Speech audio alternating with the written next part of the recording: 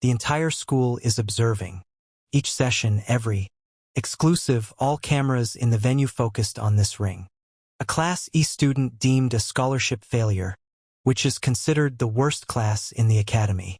Simply the absolute lowest of humanity, and he stands there with a wooden sword in hand. The sort of item a grandparent might use to instill discipline in you. That's his weapon. His rival just triggered a B rank. Explosive core. That signifies a power level. That shouldn't even be present in a student exam. The arena is breaking apart. Explosions are shooting in all directions.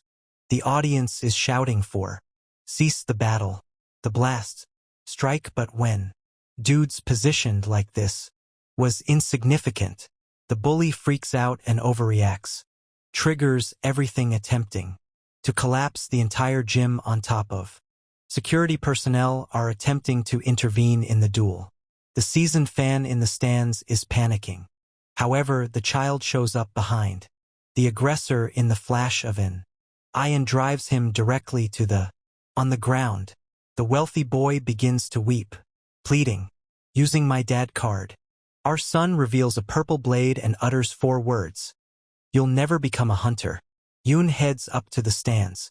Che, the highest achiever in the whole academy, struggles to comprehend what she just witnessed. She declares that slicing invisibly in milliseconds is brilliant. He battles like the traditional hunters of old, dating back 40 years. She is completely unaware of how correct she is. This man created those hunters 40 years ago. Rewind. A labyrinth.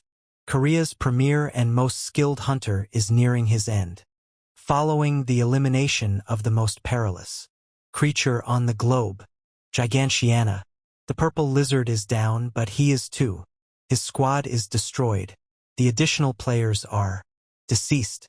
The paramedics is approaching, yet he realizes he won't succeed. Thus, he gives control to his deputy leader, apologizes to all and passes away. Kim Junwoo, the legend.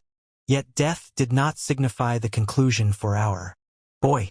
He finds himself in a sort of limbo, where the monster's voice taunts him, claiming his sacrifice was futile and that no one possesses the strength to halt what's approaching. However, the tough guy retorts that his sword didn't secure the victory.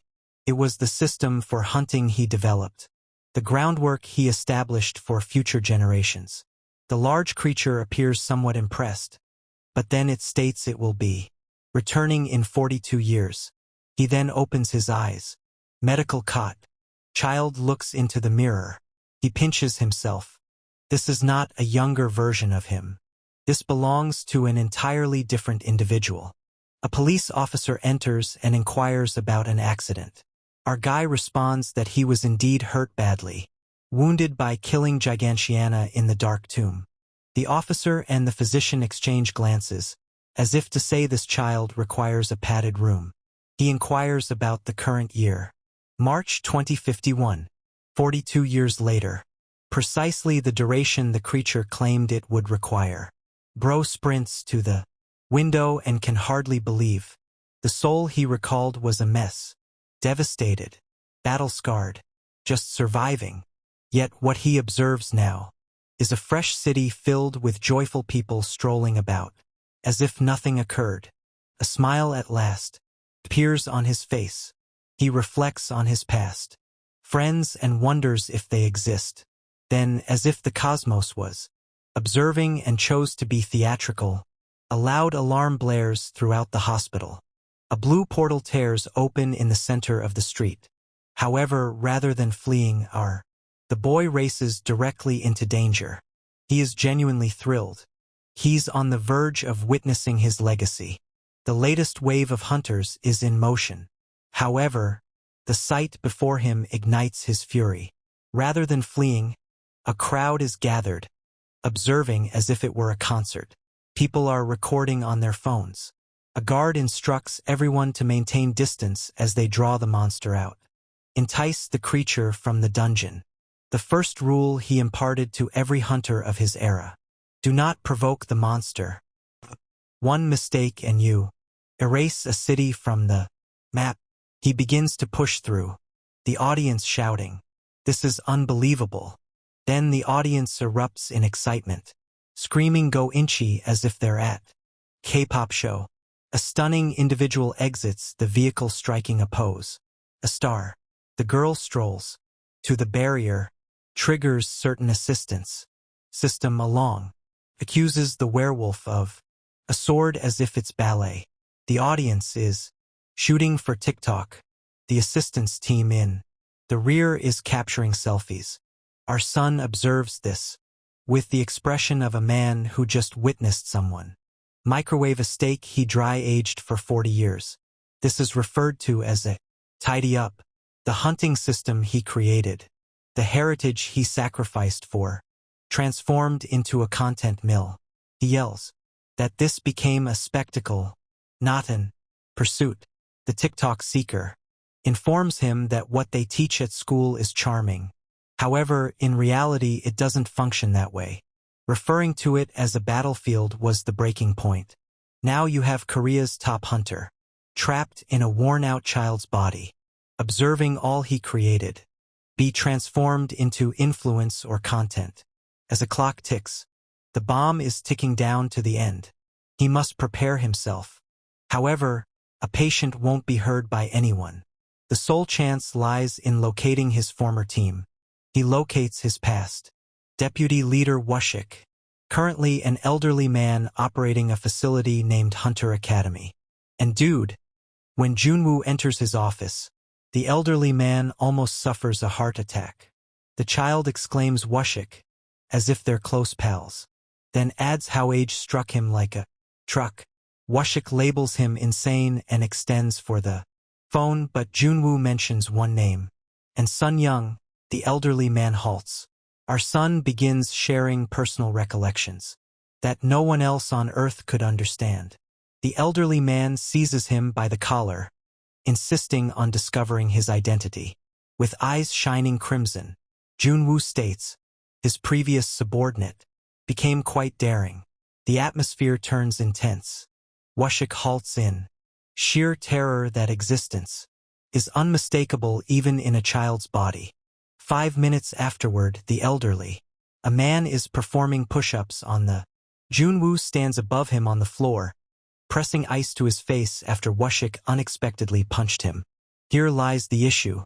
Junwoo requires his famed sword, but it's secured at the association headquarters.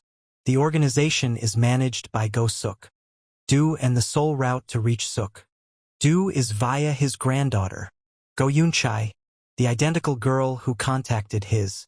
She attends this academy for cute hunting rules. Thus, Korea's top hunter, the individual who created the whole system, registers in high school placed in Class E, the most challenging class intentionally, to avoid attracting attention. His strategy, stay near the granddaughter, retrieve the sword and brace for the apocalypse that only he is aware of. However, this institution is managed by a corrupt parents group that manipulates elections, vanishes students, and regards the council as a mafia. The educators are compromised. The bullies receive political backing. Those at the top are unaware of the special admission process happening. Student they continually attempt to expel is the individual who created everything they benefit from, and he's on the verge of destroying everything. Down a wooden sword at a. The scene abruptly transitions to the following day, with the tough guy outside the school. He locates the classroom and feels a bit anxious before entering. His strategy is to stay under the radar until he can approach this Yoonchae girl. But from nowhere, a girl appears behind him and promptly begins to scold him. She moves in closely, gazing at the boy as if he were an odd creature. She unexpectedly inquires if he's the dog from yesterday, expressing surprise that the new student turned out to be him of all individuals. Then the kid simply strolls into the classroom and leaves our protagonist malfunctioning in the corridor. As he ultimately strides, the entire class falls silent and gazes at. He receives dirty looks from the extras who start whispering. He attempts to disregard others and seeks a spot to sit quietly, until he locates an unoccupied desk. However, it has a large bouquet of flowers on it. Our protagonist gazes at the bouquet, believing it to be a complete waste. At that moment, the psycho reveals, shouting and saying nonsense about the teacher. He gazes at the class with disdain, considering those extras are lame. And the solution is evident when he focuses on our champion with a slight smile. The brat recalls the child, thinking about the chaos that occurred the previous day. Subsequently, we discover that the fight video went viral, trending on social platforms. The bully approaches quickly and delivers a hard smack to his head, and even mocks him for being a transfer student who ended up in the worst class. Suddenly, he changes his demeanor, extending his hand to introduce himself as Jusuk. Our protagonist recalls steering clear of trouble. He sets aside his ego and extends his hand, but when he introduces himself as Kim Jun-woo, the bully bursts into laughter and mocks him, claiming that a legendary name doesn't qualify him as a hunter. The tormentor continues the Jun-woo memes, but our protagonist is on the verge of losing it. Then the kid brings up a Yoon. Chai is making some really awful remarks. He criticizes the girl's appearance and disparages her family, behaving like a jerk. The atmosphere shifts as a fierce blonde arrives. She tells him to reflect on his actions. The bully gets angry, claiming he's elite, but she shames him. She discloses that he only avoided expulsion due to his father's influence. The child transforms into a furious creature and lunges toward her to intimidate her. But a sudden crash halts everything and the assailant is sent tumbling. The bystanders are confused, watching the bully all broken on the ground. The solution is evident. Our protagonist grew weary of kindness and delivered a kick. Our protagonist is angry, and now the atmosphere feels tense for all. The bully remains on the ground, unable to accept he was ousted by the newcomer, but he rises feeling quite bitter, claiming he's going to ruin the kid. Our protagonist begins to laugh in the face of peril, rendering the bully foolish. With the expression of a person who has faced darkness, he inquires if the bully has ever sensed the afterlife. The kid delivers a twisted punch. However, our hero skillfully avoids it, and the solution is evident. The punch was so severe it left the extra wide exposed. However, the teacher arrives just in time to interrupt the fight. Tensions are escalating and things are about to unfold. The bully walks away, cursing the hero's existence to torment. The setting shifts to the office. The principal expressed dissatisfaction regarding the chaos on the first day. We discover that the bully is the child of a powerful figure, a dubious minister. The principal clarifies that the kid is untouchable and constantly engages in foolish behavior without facing consequences. Yet our hero remains indifferent, claiming he will manage the drama his way. Upon exiting the room, he feels anger. The blonde waits there and startles him. She inquires why. He became involved, stating he cannot tolerate impolite individuals. Our protagonist questions why the blonde started a conflict, as it was unrelated to her. But then he notices she resembles Go Nyunch, the well-known girl. The answer is clearly visible on her badge. Her name is Go Nyunch. The child inquires whether they are sisters, and she affirms their relation. Our protagonist's eyes brighten, believing that this bond will simplify life, but she clarifies they have different mothers, and one was cast aside. We learn she isn't even listed officially, regarded as if she holds no significance. She then mentions how her grandpa expelled her from the family, wearing a slight smirk. The blonde finds it amusing. Our main character essentially struck gold due to that. She mentions she somewhat understands, as a unique student is essentially considered prey in that environment. The blonde remarks she expected him to be different, then leaves. However, our bowl-cut fool claims she was acting similarly. Aspect, concluding by stating that the entire family discussion was absurd. The blonde attempts to offer the pro some guidance, yet he remains indifferent and departs. The camera shifts to the window, revealing our hero strategizing their journey to Nyunch. Suddenly, a large, rotund man appears out of nowhere, scaring the kid.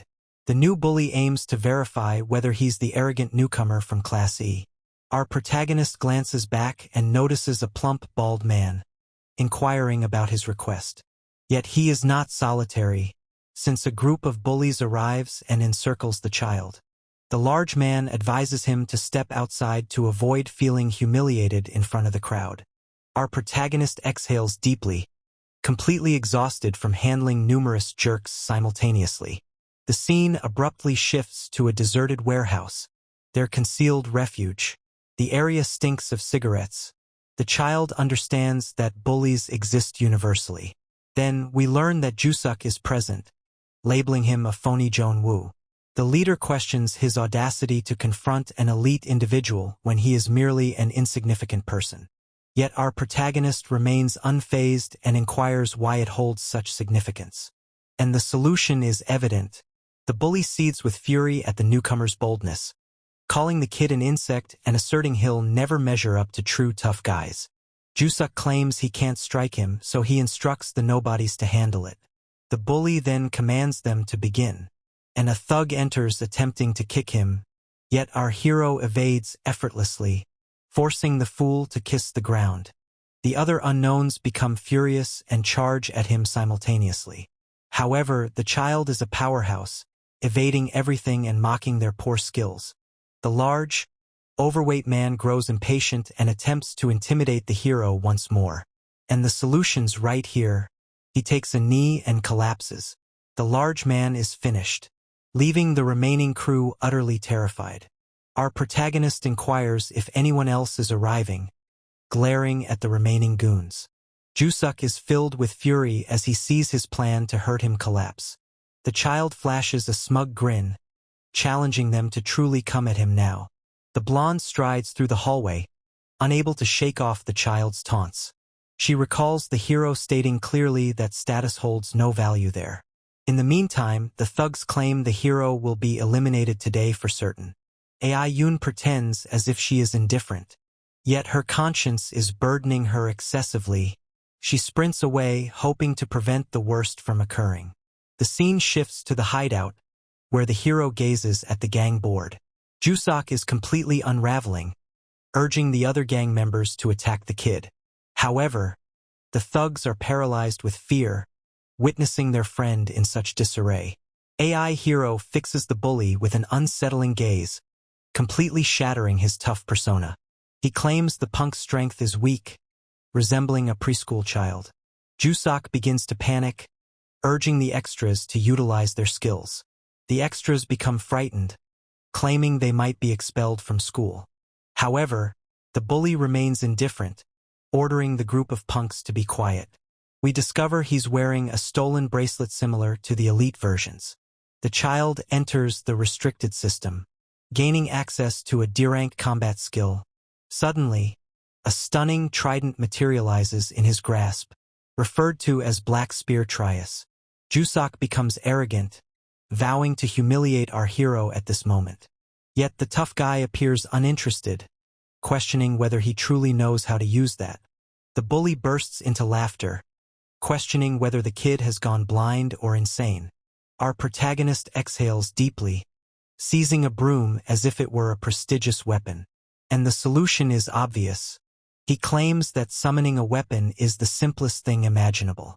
Tension arises when he challenges the use of skills beyond the dungeons. The scene abruptly shifts to the teacher's lounge. One of them inquires how a student from Class E found the courage to confront Jusuk. However, we eventually uncover the truth. The child possesses considerable talent, contrary to being labeled as out of evaluation. Since he was overly powerful for the exam. The answer is clear. Only the legendary Gokun Anshe possessed that intimidating status. The question remains, how did the tough individual find themselves in the lowest class at school? We discovered it was the president's directive, intended to avoid attracting attention. At that moment, the blonde girl arrives, stating that the MC is in peril. Jusuk strikes using the trident, yet the tough one deflects all with the wooden grip. The bully is startled, realizing his D-rank power barely affects him at all. The answer is clear. The hero deflects lethal strikes with nothing but refuse. Jusuk panics as a damaged broom overpowers his magical weapon. Our hero then starts mocking him, clarifying that flailing wildly isn't a form of combat. The punk seethes with anger and shouts, questioning what a scholarship kid understands about fighting. Our protagonist clarifies that the trident originates from a creature that governs shadows. And the solution is obvious: the punk brandishes the weapon foolishly. Subsequently, we discover that power was a blessing to achieve elite status. However, possessing a costly item is meaningless if the child is completely disorganized. The hero wields the broom, disarming the bully and sending the trident away. The system indicated the weapon was disconnected, leaving Jusok completely confused. Then, the tough character lifts the trident from the ground, promising to instruct him in genuine combat skills. The scene abruptly shifts to complete darkness, resembling the onset of night. The extras become frantic upon realization. Their silhouettes have vanished. Jusok trembles in fear. The hero's aura was entirely transformed. Then the child activates beast mode, transforming into a creature of absolute darkness. The bully is shocked to see it's the same weapon he used. The bully becomes so frightened that he ultimately urinates from fear. The answer is evident. The hero wields complete darkness. However, the system cautions that the weapon has been sealed by time. However, Jusok is completely finished, weeping and salivating on the ground. Our protagonist delivers a few gentle kicks to rouse the group of punks. We discover that the bully has transformed into a puddle of tears. The child gazes at the attacker, inquiring whether harming civilians is risky. The additional verifies. It trembled with fear, receiving a stern reprimand. Our hero intimidates the man, warning him that he will be eliminated. The setting shifts. The protagonist is among the other extras, instructing them to halt immediately. He locks eyes with the large member of the group and urges the kid to strike him. The hero urges the overweight man to strike him with full force to quickly finish the situation. He claims he seeks no rumors. He merely wants to resolve the situation quickly. The enormous giant delivers a powerful punch, launching the child far into the distance. Our hero crashes to the ground, leaving the floor stained crimson. The teacher arrives in a panic, believing the child is doomed.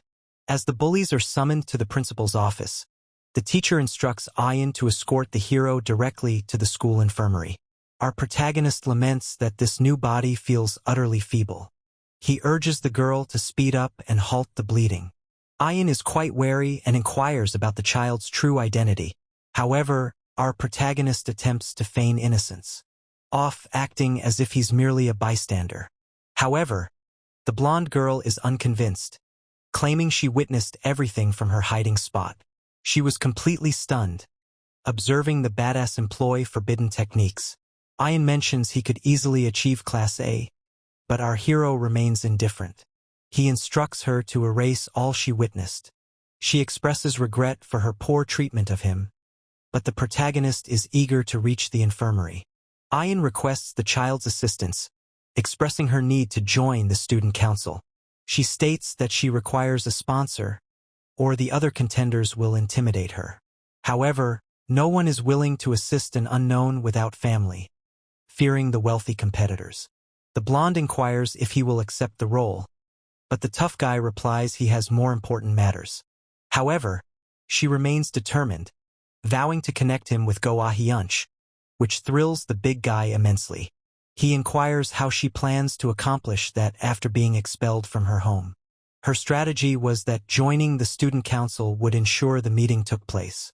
Our protagonist is already weary, stating he will visit the infirmary by himself. Unfortunately, the unfortunate fellow ultimately loses consciousness. The setting shifts to a crisis meeting. They express dissatisfaction that the bully utilized skills at school, requesting prompt removal. The educators caution that this time, the fool won't escape without consequences. The principal is curious about Woosik's opinion on this situation. Woosik inquires whether Jusek and his friends pursued the protagonist, and the girl affirms it, stating our hero was assaulted. However, the elderly man bursts into laughter. He begins reciting the rules prohibiting magic, and Woosik announces the jerk's expulsion.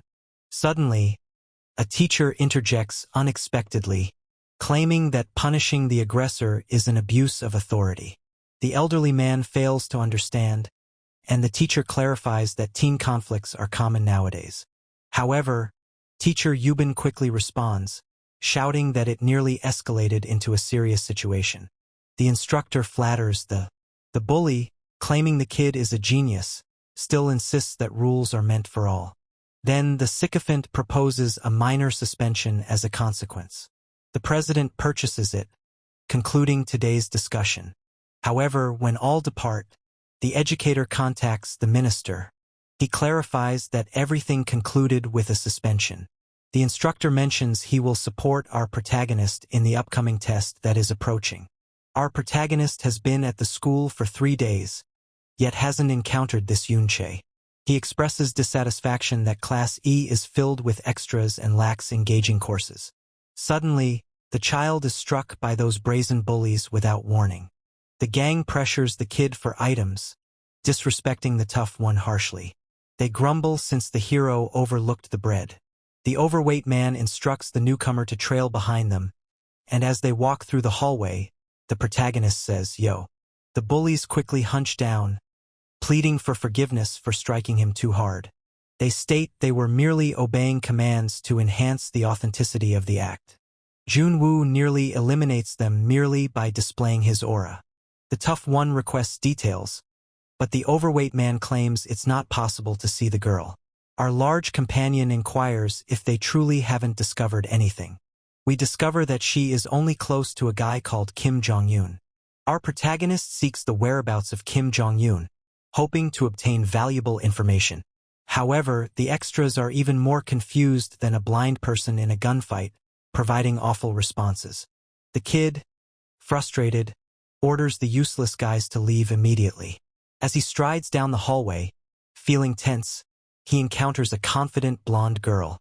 She boldly confronts him, revealing the harsh reality that his plan is destined for utter failure. We discover that the target holds significance as an official member of the student council. Our protagonist fails to understand why it's a significant issue, treating the man like a nobody. She reveals the council only admits elite individuals, shocking the MCs. The scene depicts them as established hunters, tackling truly perilous missions. On top of that, their parents control everything and can silence teachers. The blonde cautions that those individuals are on a different level, while the kid inquires if there's an alternative. She seizes the opportunity to plead for his assistance in joining the council, but the tough one declines immediately. The girl is confused about why. Yet our protagonist recalls she mentioned that only geniuses or heirs are admitted. The main character begins to laugh uncontrollably, believing the proposal is a prank. Abruptly, the atmosphere shifts, and he cautions that his training can cause anyone to collapse. He advises her to abandon unattainable aspirations.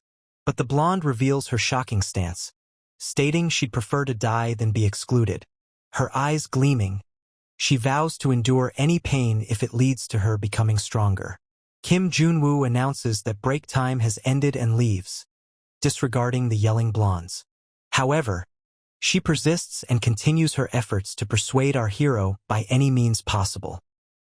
He believes this wild girl could be of some use, and a small smirk appears on his face.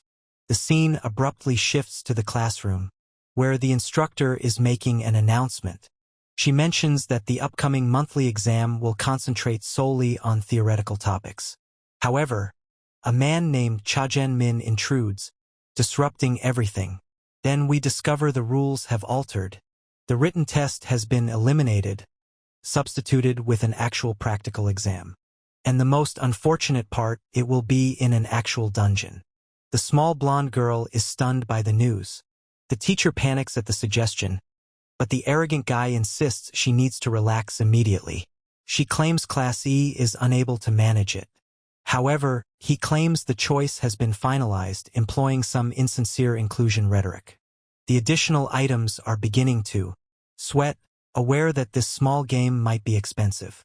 The child senses something is wrong, as the class lacks even fundamental knowledge. He understands that sending inexperienced players into a dungeon is essentially inviting them to be defeated. The conceited extra claims anyone can leave, but they must face additional classes. However, the trap targets the exceptional student. If he leaves, he will be dismissed from school. Our protagonist believes the teacher didn't orchestrate this alone, suspecting a powerful figure is involved. The setting shifts to Vasik's office. He's terrified to death, expressing regret to our hero for not halting the exam. Vasik merely complains, but our hero isn't interested in the pity party. We discover they employed that false inclusion pretext solely to undermine the child. Thus, the tough one opts to take the test, as he must locate that Gohanch. However, he isn't approaching unarmed, insisting that the elderly man surrender a certain combat item. The elderly man attempts to dismiss it, insisting he has nothing stored in that location. The hero executes a flawless maneuver, seizing the deceiver's arm. In an instant, the arrogant man's facade crumbles, exposing a gleaming ring on his finger. That item is the infamous and highly coveted Patelis ring. The hero gazes at the Patelis ring. However, Vasik discloses that he retained the item for 50 years, merely out of habit. The moment reveals a brief flashback, showcasing that the former leader was the true badass. However, the child ruins the emotional moment, urging the elderly man to surrender the jewel. The president nervously relinquishes the ring, as our protagonist offers a slight grin. Vasik inquires whether he can manage it, and the MC responds that it's just a trial with some unknowns. This enhancement is sufficient already. The elderly man requests the hero to avoid drawing attention, but the captain warns the troublemaker not to provide him with any excuses. The scene abruptly shifts to a unique room, where the instructor enters. He discovers Go-To-Ench at the computer. Astonished she's present, the additional attempts to scare her, yet the redhead completely disregards him. He tosses a document onto the table, declaring she'll serve as the official evaluator. Go-To-Ench halts typing immediately upon learning about the newcomer's practical exam. She finds the notion absurd, as the children haven't even begun the semester yet. The instructor inquires if the tough student wishes to participate, but the redhead declines without hesitation. The arrogant man continues to inquire about his desires, but the redhead quickly declines without a second thought. He's meant to comply. The girl proposes to cancel the test, believing it would benefit everyone involved. The instructor shouts at the girl, claiming she believes she is superior to the masters. He reminds her of his past assistance, throwing it back in her face. However, the small redhead claims that her grandpa was the one who passed judgment on him. Suddenly, another extra appears in the room unexpectedly. He mentions it's been some time and inquires about their presence there. The instructor mentions they require someone to assess the exams. The new kid steps in for the redhead, who is currently occupied. The teacher agrees to the proposal, fully aware that this guy is trouble. Our arrogant individual claims he must complete the forms and submit them. As the teacher departs, he mentions he's not as well known as the redhead. The girl inquires about his motivation to assist. He replies that he simply wants to monitor the situation to prevent any strange occurrences.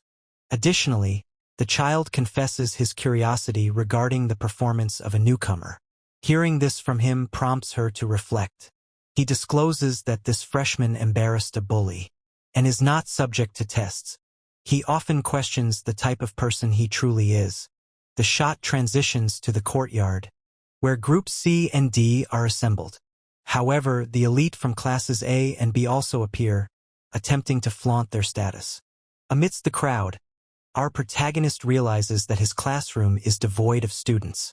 However, the confident blonde girl appears unexpectedly, beginning to stretch for the confront. The tough character is taken aback and inquires about the crazy girl's intentions. She explicitly states that she is here to take the test and intends not to be a burden. However, Jumu becomes impatient, cautioning that a dungeon is not a playground for fun. Nonetheless, the blonde preferred to be taken out than forfeit her opportunity to join the council. The main character becomes enraged. However, the atmosphere shifts abruptly with a general announcement. The relaxed professor outlines the safety guidelines, instructing the group of extras to remain composed. He clarifies that the challenge will occur in a simple dungeon, dividing everyone into 8 teams. After an hour of meaningless discussion, the elite Class A will pave the way. Next, we discover who will be overseeing everything. A key figure from the student council. This Kim Jong-un arrives with a broad grin. Our protagonist instantly recalls the name, realizing its significance. However, a new issue arises as Junwoo and the blonde girl find themselves without a team. Consequently, they are placed with the remaining students from Class D. The bullies, who were previously defeated, reappear, attempting to behave as if nothing has transpired. The blonde girl simply observes the staged performance, believing the performance of those guys is ridiculous. The extras arrive attempting to intimidate, acting as if the kid isn't even there. The blonde guy attempts an apology, but the tough guy prefers these worthless individuals keep their distance. The protagonist inquires about the monsters.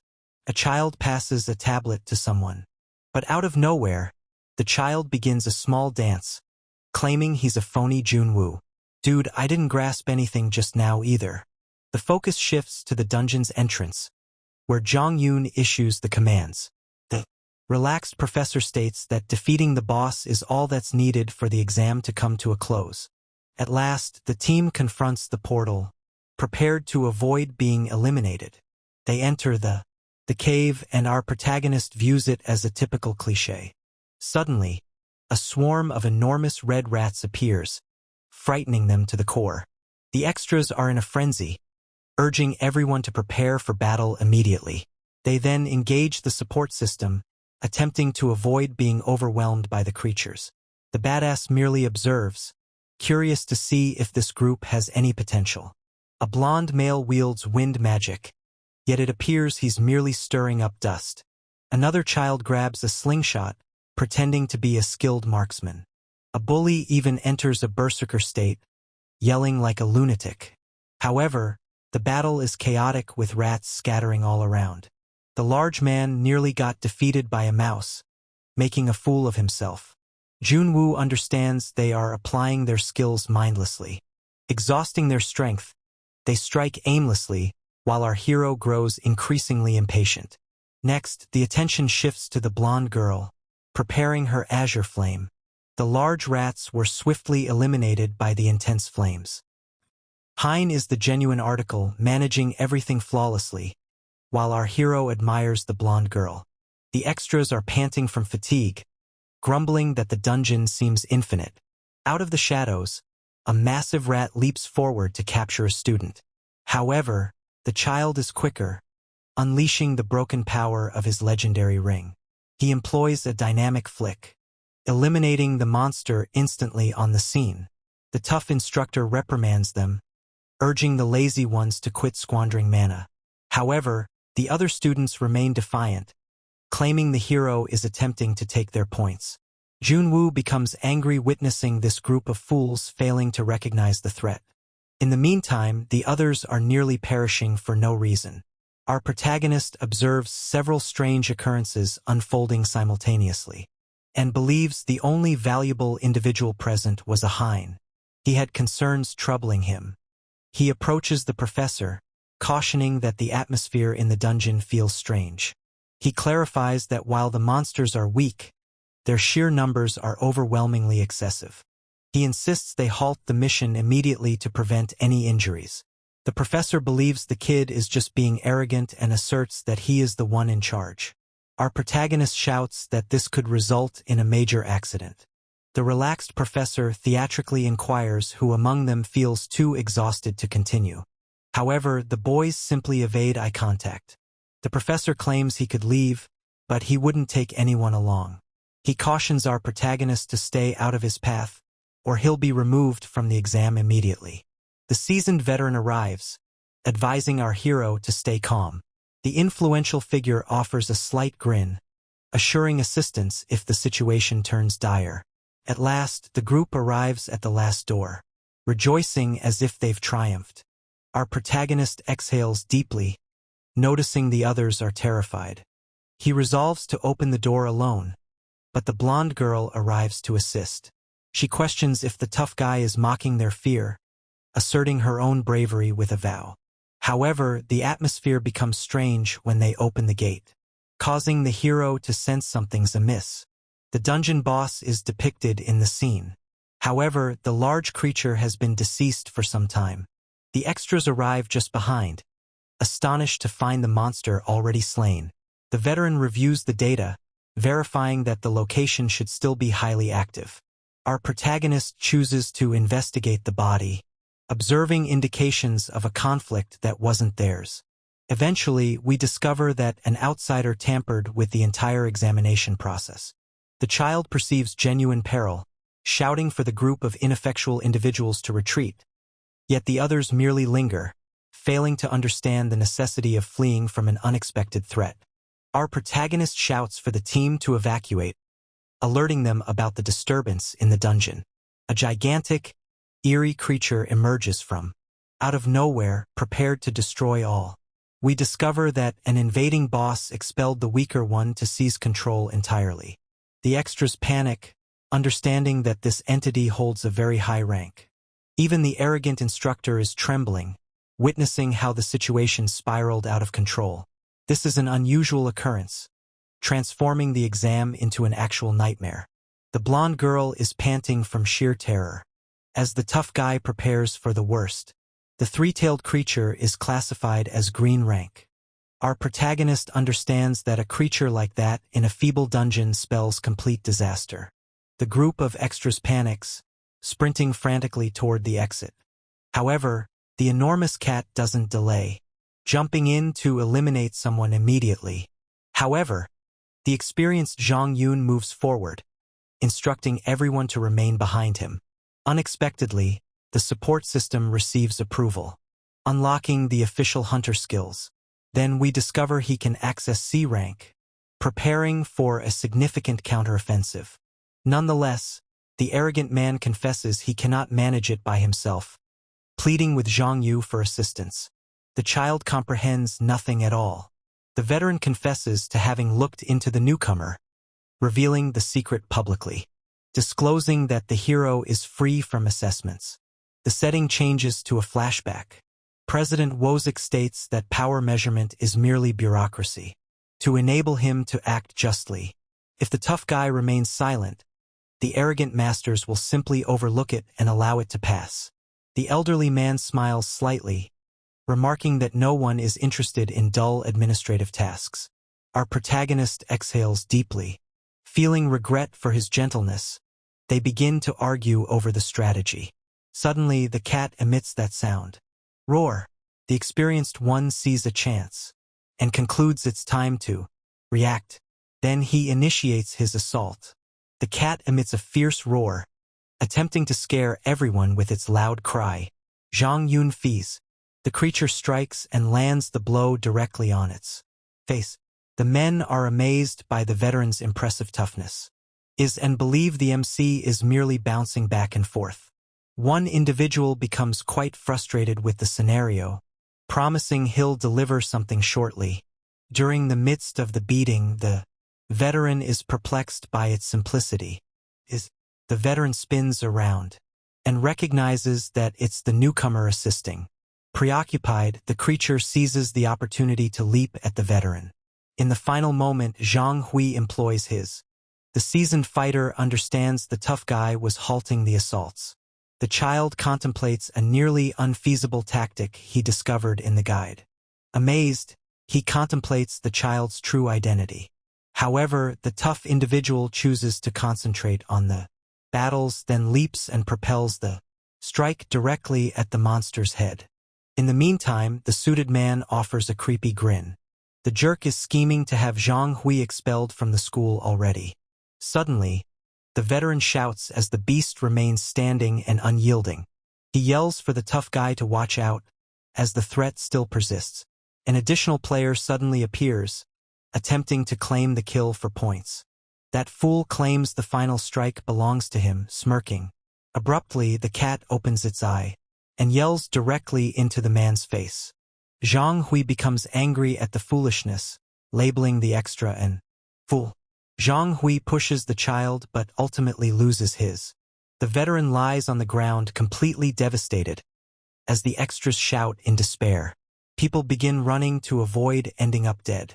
The blonde girl is frantic, unsure of how to rescue Zhang Hui. Suddenly, the cat materializes before her, indicating that the situation has just deteriorated. Huan attempts to remain composed, recalling that fire is its vulnerability, yet fear paralyzes her body, preventing the girl from responding in any way. The creature emits a menacing roar to eliminate the girl. However, Zhang Hui arrives in a flash, preparing his unique ability. With a powerful strike, the tough fighter crushes the monster's face ruthlessly.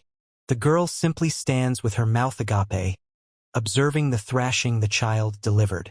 The cat falls down to the earth, and our hero approaches the veteran's lifeless form. Zhang Hui frightens the winner, urging him to cease being coward. Without hesitation, our protagonist instructs the overweight individual to assist. Alone, the boy acknowledges he erred by delaying his response. Suddenly, the monster returns unexpectedly. Zhang Hui evades the strike and employs his technique, not taking a pause. The child scores several successful strikes. The extras stand there, mouths agape. The teacher begins to sweat profusely and inquires about the protagonist's secret. Since the badass is at veteran status, he observes the child wielding an outdated weapon, something that's no longer in use. The teacher shouts that this is perilous. Our protagonist remains calm, already aware that each item like that comes with a cost. The punishment is severe. It may even cause the user to die suddenly. He is adamant about those ancient weapons, because they are excessively powerful. Contemporary equipment is secure, yet it weakens hunters. Suddenly, the cat appears unexpectedly behind the. A hyun cries out desperately for the hero to take action. The creature hurls a butt. The tough one had already evaded. After completing a full circle, he strikes the monster, and the dust begins to settle. Zhang Wu simply remains stationary. Relax, as the beast continues growling. The cat begins to tremble all over after the penalty kicks in. The tough character reveals that the cat becomes unstoppable if anyone feels even slight fear. This gem features a strange rule. The first to shake is finished. After the beast is vanquished, the child rushes to the veteran's side. Zhang Wu sees Zhang Hui, who is bled heavily and requires immediate assistance. He insists on taking the instructor's radio to notify HQ. The instructor gives the radio to the boy. Our protagonist contacts HQ to report that the fight has concluded, and requests assistance as someone has been hurt. The hero instructs the teacher to notify the guardian. Yet the instructor insists on discovering his identity. Suddenly, the tough character runs out of patience, smacking the fool in the face. On the floor, he grumbles about the details. The irritated main character questions the instructor's competence and tells him to be quiet. The party ultimately exits the dungeon. As the medics transport the wounded elsewhere, Wuzik appears unexpectedly, inquiring if all is well. The tough one replies that no one died. He clarifies that this entire matter will be heard by many, and advises to mention KSU Haidu. The child becomes enraged at the teacher who placed the students in grave danger, questioning the logic behind it and asserting he won't remain passive. The setting changes to the office where Wuzik interrogates the jerk regarding the exam. The instructor claims he took the exam to assist the class. Wuzik exhales deeply. Furious at that nonsense, he shouts that he's already aware of the scheme against the badass. Cha Junmin begins to sweat coldly, startled by Wuzik approaching him so directly, and attempts to relax, questioning if there's someone even more terrible behind it.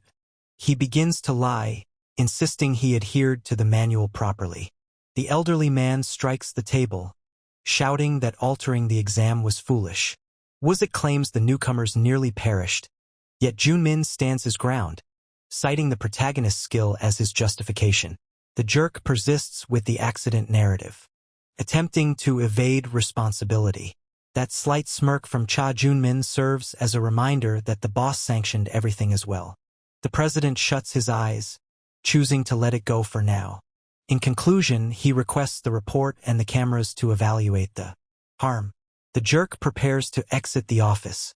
However, Woozik instructs him to halt, aiming to clarify one point. The president confesses that his greatest fear is the Junwoo from that time. Woozik stays genuine, cautioning that he won't assist if another mistake occurs. Exiting the room, the teacher attempts to inhale deeply. He swiftly contacts the minister, assuring them they'll manage everything. On the call, they discuss the veteran's father, reassuring him that the tough man is okay. The man on the call suggests Junwoo ought to be quite thankful. Then the jerk says sorry, as the badass's level exceeded their expectations. That call raises doubts about whether the child truly possesses the talent to belong. Thus, he chooses to be direct and straightforward. The minister states that the candidates for the council's inaugural year have been chosen. The fool consents to everything, promising to address the issue. Once he ends the call, the teacher exhales deeply. He acknowledges that the tough individual has already exceeded the capabilities of many, vowing to bring the child down at any cost. The setting changes to the hospital, where our protagonist is receiving care. The blonde girl mocks him, believing the hero is completely weak and pathetic. Junwoo understands that his body transformed, as utilizing the item had significant consequences. The tough guy grumbles about the blonde girl, who keeps irritating him endlessly. He also inquires whether she was genuinely interested in joining the council, stating that after joining the council, he will no longer have time to assist her. Without warning, someone yanks the curtain aside, complaining about the hassle of getting in. A Hyen inquires about the upperclassman's well-being. Jeongyeon, chuckling despite his disheveled state, reveals that the extra left the academy post-exam. Jeongyeon feels anger towards the coward who vanished without even expressing gratitude. Our protagonist believes the upperclassman is overly optimistic, given the extent of his defeat. The dark-haired man recalls his father's guidance. The key is to avoid getting yourself killed.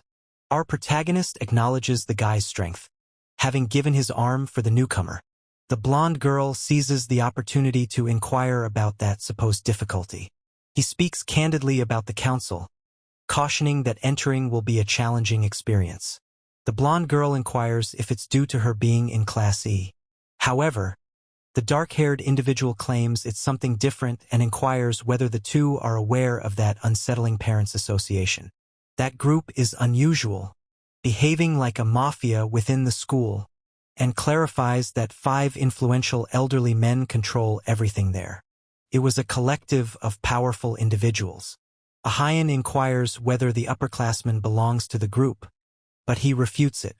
Our protagonist understands that this mafia eliminates the tough one inquires whether students have been removed yet. Jong-yoon falls silent and informs the blonde girl it's wiser to abandon the council. However, she dismisses the suggestion, shouting that innocent individuals might also be harmed. She expresses her frustration to our hero, finding the school nonsense ridiculous. The tough individual contemplates the corruption, but emphasizes the immediate need to restore Gigantiana. Junwoo claims he lacks time, as he must locate this Goanshi. However, the redhead they mentioned suddenly appears right there in the middle of the conversation. The arrogant Goanshi strides into the room. The kid is shocked that Locke just knocked. He rises from the bed and greets everyone. She merely gazes at him with an annoyed expression and disregards him. The blonde girl recalls her sister advising her to quit 2 years prior, but she claims she has enrolled already. Our protagonist senses the tension. The blonde's longing for the council is driven by sheer hatred. Without adding anything further, Anshi chooses to depart, and the girl mentions her sister is struggling badly. The red-haired girl inquires about her sister's well-being, but the blonde becomes angry, telling her to quit faking concern. Junwoo attempts to lighten the atmosphere to determine if the mood improves slightly. However, he understands the initial impression was a complete failure. The setting shifts to The redhead inquires about his intentions with her. Junwoo feels perplexed, unsure of how to initiate a conversation. He considers behaving like an overly enthusiastic fan but soon understands that would be a foolish choice. The red-haired girl inquires about the dungeon. Junwoo claims the upperclassmen handled everything, but she isn't foolish. Claiming Junwoo could never defeat a boss like that solo. The hero jabs at her, questioning whether she believes she's somewhat conceited. Yet, she inquires whether he is attempting to provoke her. Our protagonist quickly brushes it off, stating he only seeks friendship, and inquires about the council. However, she perceives the truth, believing the newcomer is merely seeking advancement for self-serving motives. However, the tough individual interrupts, stating he has no interest in an elite status. She insists that he keeps her younger sister out of this situation. However, the MC claims they are alike, both obstinate and unwilling to heed anyone's advice, and states that Ayan is the individual who desires to join the council the most, then raises some unresolved matters with Grandpa. The redhead goes wild, forcefully slamming the hero into the wall without mercy. She yells, insisting on the truth, inquiring whether Ayan sought revenge or a favor. The two begin to fight. Our hero gains momentum and retaliates effectively. They continue their close combat, with Jomu skillfully evading her strikes. He notices she has changed since their last encounter. Her speed has also improved, and witnessing her like this prompts him to reflect. As he continued avoiding her strikes, he grabs the opportunity, seizes his and tosses it in the girl's face. He slams her into the wall, and the redhead questions if that wasn't a violation of the rules. However, our main character finds little value in that path. The red-haired woman praises our hero. However, she is curious about another matter now, as he has changed, and she continues discussing the subjugation. At last, the redhead chooses to hear him out.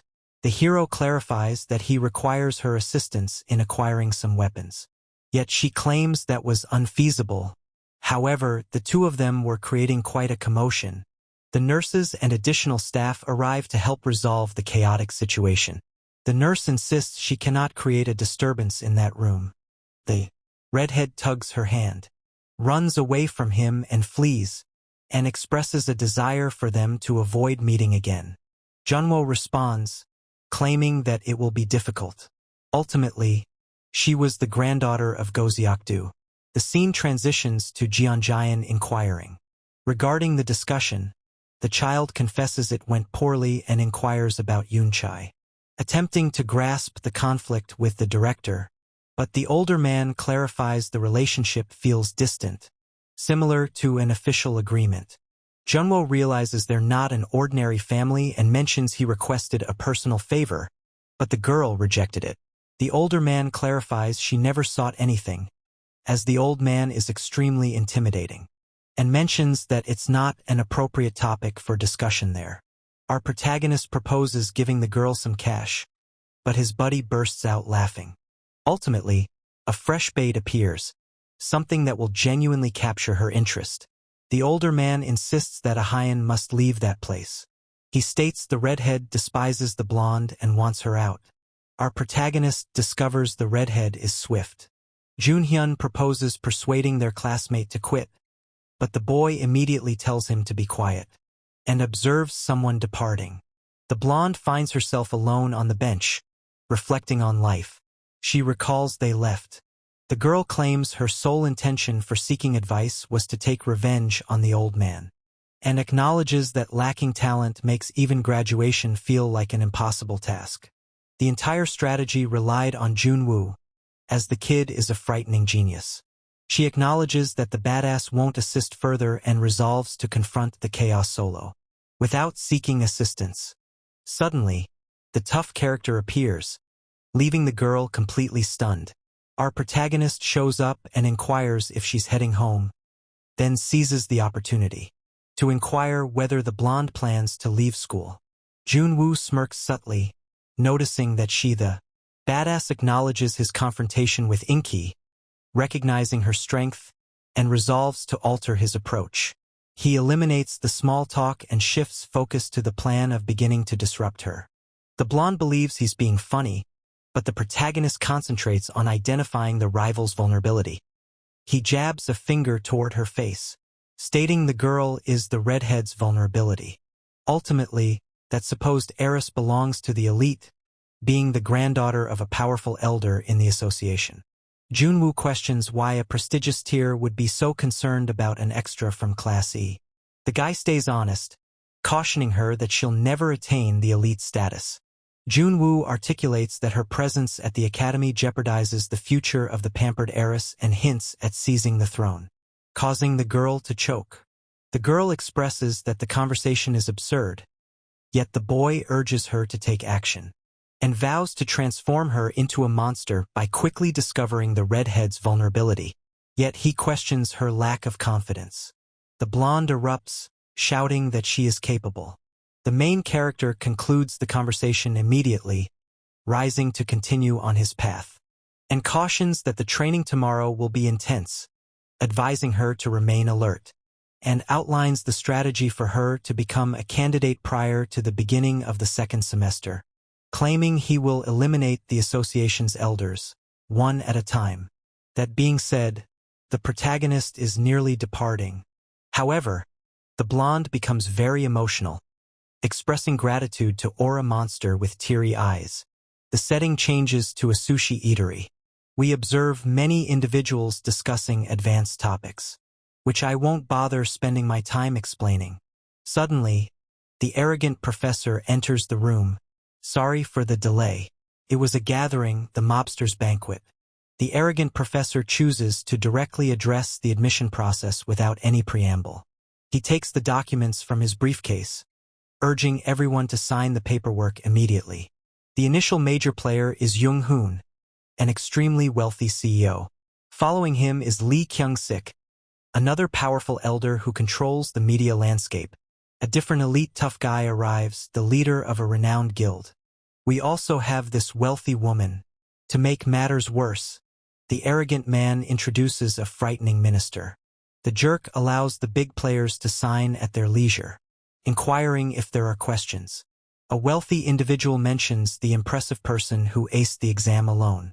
Everyone fears the child will. The arrogant man claims he lacks interest, but the primary concern is their heir being overlooked. That minister gazes intently. Professor leans in and insists on a response. Cha Young-hoon insists he has everything managed, vowing to prevent any new contenders, and ensures the heirs will be selected.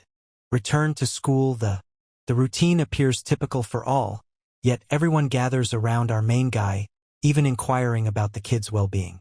The main character is confused by all this chaos. He gazes at the bulletin board afterward. This ultimate ranking places his name first, embarrassing the elite of Class A. The tough guy runs out of patience, using that unsettling gaze to send everyone away. Disregarding the crowd, he heads directly to the blonde girl's seat. The tough one finds the perfect score odd. The blonde girl exhales in relief, understanding that the results were not manipulated. Our protagonist shifts the topic, inquiring if she's training correctly, emphasizes physical strength, asserting that nothing functions without power. The blonde girl inquires about his plans for preparing for the finals. As the last exam altered, the tough individual believes this system is highly flawed, challenging the purpose of this internal struggle. He understands that it has become simpler, as he only needs to defeat one rival. He concentrates on Jusuk, the wealthy child shielded by the association elites. He realizes the teacher created a trap to help the bully succeed. He clarifies the scores, noting the bully just met the minimum requirement. The blonde girl recognizes the challenge, understanding she must confront her rival directly to succeed. Our hero encourages her to have greater confidence. The unfortunate girl is left with no options. Junwoo advises her on fight training, suggesting she gather information from her friends. The girl makes a grimace, confessing she lacks any friends. The tough one becomes all uneasy, being reprimanded for being an outsider as well. Our protagonist attempts to enumerate some friends, mentioning Jusuk to ensure he appears favorable. Yet the main character ultimately experiences a reminiscence that makes him ponder. The blonde girl inquires about what occurred. However, gazing out the window, he declares it's insignificant. Scene shifts. The upper-class man, feeling bored, chooses to relax by watching videos. A person unexpectedly enters the room, capturing the attention of our upper-class gentleman. The guy with dark hair leaps, noticing his dad has arrived.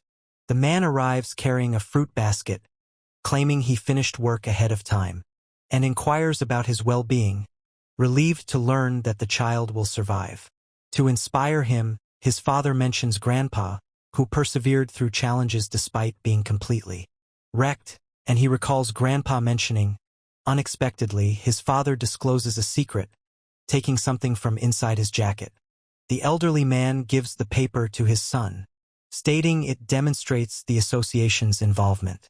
He even pleads with the child to take a glance, yet the child recalls his father being expelled and urges him to resolve the situation definitively, and shouts that they have lost it all, urging his father to take action.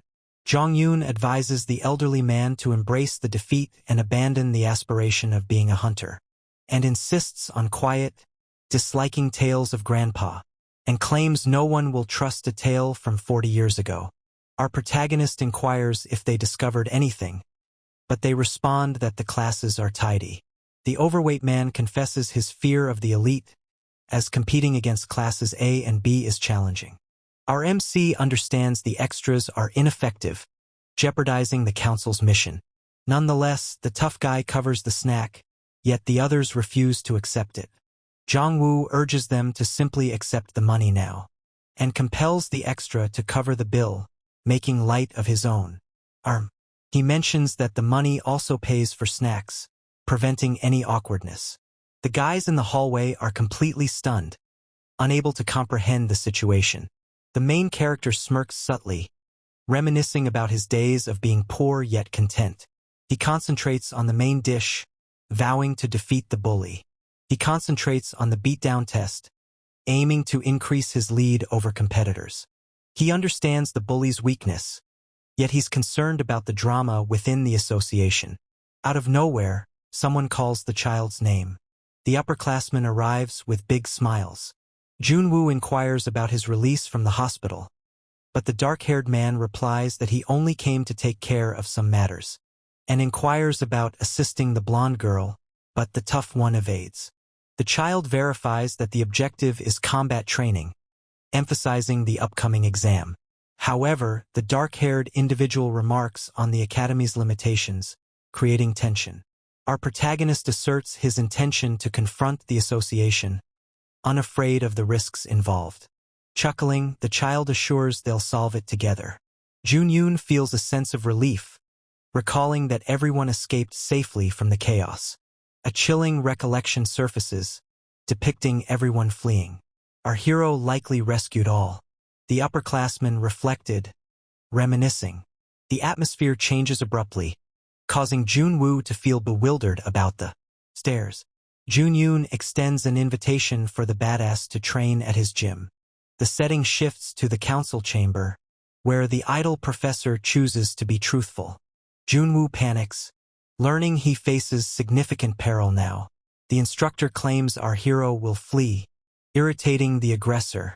He discloses that the tough one bypassed the exam and claims the child defeated a monster alone. That frustrates the wealthy child.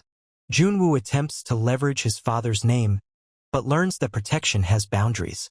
Junyoon cautions that our hero is on the verge of being outshined by the wealthy kid. He grumbles, insisting on a guarantee for his entry into the group. Junyoon gives him the leaked exam, instructing him to memorize all details discreetly. He claims he already has a plan prepared. The instructor will soon reveals a hidden object, displaying it proudly. Discovering that the item is rank B leaves the child stunned. Junwoo observes the incredible strength, likening it to the school's level, instructing him to utilize the cocky guy assures victory. With a smirk, the wealthy child senses the damage. Cheat. However, he wonders about the item's origin. aware it was owned by the master's father. The arrogant man references a previous job, maintaining that enigmatic aura. He claims he returned with support, introducing an experienced player for the training. The bully is taken aback too. Observe Go Yoonji entered the room. The instructor states he submitted a unique request. He claims the redhead will handle our bully for us. The attractive individual consents to confront the bully, obeying the arrogant instructor's commands. The setting shifts as the tough character instructs her to concentrate on training. The girl is shaken, pleading with the boy to pause. He dismisses her concerns, insisting this training is serious. The blonde insists on acquiring techniques, frustrated with relying solely on her fists. With a sigh, he tells her to utilize the skills she already possesses, and urges the girl to strike with full force, uncertain she'll be knocked out by a single blow. The girl fears expulsion from the academy, but the protagonist tells her to stop being ridiculous. The system grants access to abilities, prompting the blonde to throw her gloves down. The girl sparks azure fire, choosing to disregard what occurs from now on. The blonde alters her approach, moving in closely with the flames. Our protagonist understands her intentions, evading each strike as if it's nothing. He exploits her mistake, taking full advantage, delivering a powerful blow that knocks her down. On the ground, the girl appears bewildered, unsure of why she missed so much. Junwoo emphasizes the basics, stating that technique alone doesn't guarantee victory, while staying grounded. Highlighting her movement errors, the fair-haired believes, depending on technique is typical. However, Junwoo dismisses that foolish reasoning. Junwoo instructs her to concentrate on the assault rather than the strength, leaving the girl on the ground confused. And he chooses for her to learn the difficult way, with that sly smile as if he's planning something. He begins to manhandle her, instructing her to observe every move the foe makes. The girl struggles to protect herself while enduring blows, realizing she must create an opportunity to respond. The tough guy claims he desires to observe how long she can endure the punishment. Ion concentrates on the battle, eager to demonstrate her value. Subsequently, she tosses an insane kick. Junwoo ultimately loses his stability. Thus, the girl triggers the explosive palm, charging in with all. Our protagonist evades and retaliates against the unfortunate opponent. The girl falls in the ring, overwhelmed by the impact of the blow. The child explains that the key lies in finding the opening, as one attack is never sufficient. He emphasizes that the fundamentals are essential. However, he begins to question whether the girl genuinely intended to harm him. She poses a question, curious about his identity. He finds her uncertainty odd, especially when she mentions that his ability seems illogical. The blonde inquires whether the protagonist is a secret agent. However, Junwoo advises her to relax. Junwoo arrives at the gym in high spirits. The dark-haired guy inquires about his partner, noticing the girl lying exhausted in the ring. She gives a thumbs up, despite being completely spent. The veteran reminisces about past training sessions, recalling how often he was bested by his father. Our hero questions the veteran's aspirations, leaving the dark-haired guy at a loss for words. Zhang Yuan clarifies that he must graduate, even though he isn't part of the student council. The dream of becoming a hunter feels increasingly distant, because the restriction was costly for him. The tough one claims nothing's unachievable. He claims that battling with one arm is entirely achievable, maintaining it. The dark-haired man believes it's merely comforting conversation. Yet the main character discloses his own journey. The child recounts the story of a hunter who, despite losing an arm, persevered and trained using only his left hand. The man transformed into a beast, exceeding his previous limits. The veteran recognizes that the line mirrors the hero's guidance. Our protagonist inquires whether that master's name was merely. The veteran discloses that the legend is his grandfather. The scene transitions to the training field. The bully challenges the power and is astonished, realizing rank B is unbelievable. That sly smile suggests our hero is in deep trouble now. The seasoned pro appears unexpectedly at the training session, advising the arrogant guy to calm down, and mentions it's merely a test, fully aware of his disdain for the badass, advising him to refrain from excessive force and prohibiting the use of that hidden technique. The wealthy child boasts with assurance, believing he won't have to exert effort. The trainer observes the session, commending the bully's proficiency in the techniques. He honors the veteran's decision, proclaiming that our hero is finished. However, he recalls Wuzik's earlier comments regarding the protagonist. Still, he disregards the president's caution, believing it's merely the ramblings of an old man. The setting changes to the camp in Zone 2. The protagonist opens the door in search of Chung-hoon. Chung-hoon is astonished by the greet, acknowledging the captain and Wuzik. The friends arrive to relax and enjoy a drink, as the dungeons have settled. They brought a unique beverage from a deserted market. Chung-hoon was an icon, admired by all, brimming with charm and skill in his work. Our protagonist inquires about the others.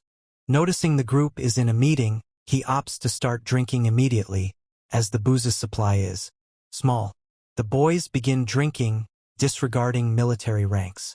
As the beverage is consumed, the child inquires if work remains hectic. Chung-hoon chuckles, pleased that he can still engage in combat despite his body's constraints. Abruptly, the scene shifts to 8 months prior.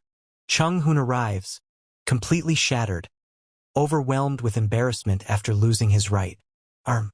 Our protagonist feels sorrowful. Upon hearing the news, given the guy's talent, the student requests methods, aiming to engage in combat using only one hand. The main character questions it, yet learns that as long as life exists, there's a path. Then our guy beams that big smile, promising he'll surpass any boundary. Then the training commenced. The veteran put in significant effort using his left hand, demonstrating to all his improvement. His sword skills exceeded his previous level. Now he concentrates on the monster's vulnerabilities. Our protagonist teases his friend, recalling the training that nearly caused him to flee. He still holds onto the wooden sword, representing his return. The so-called guillotine blade was a present, intended solely to create a legendary fighter. The experienced soldier mentions his intention to hand down the heirloom to his grandson. Our protagonist laughs due to. However, the guy claims that was a death flag because he hasn't seen any movies.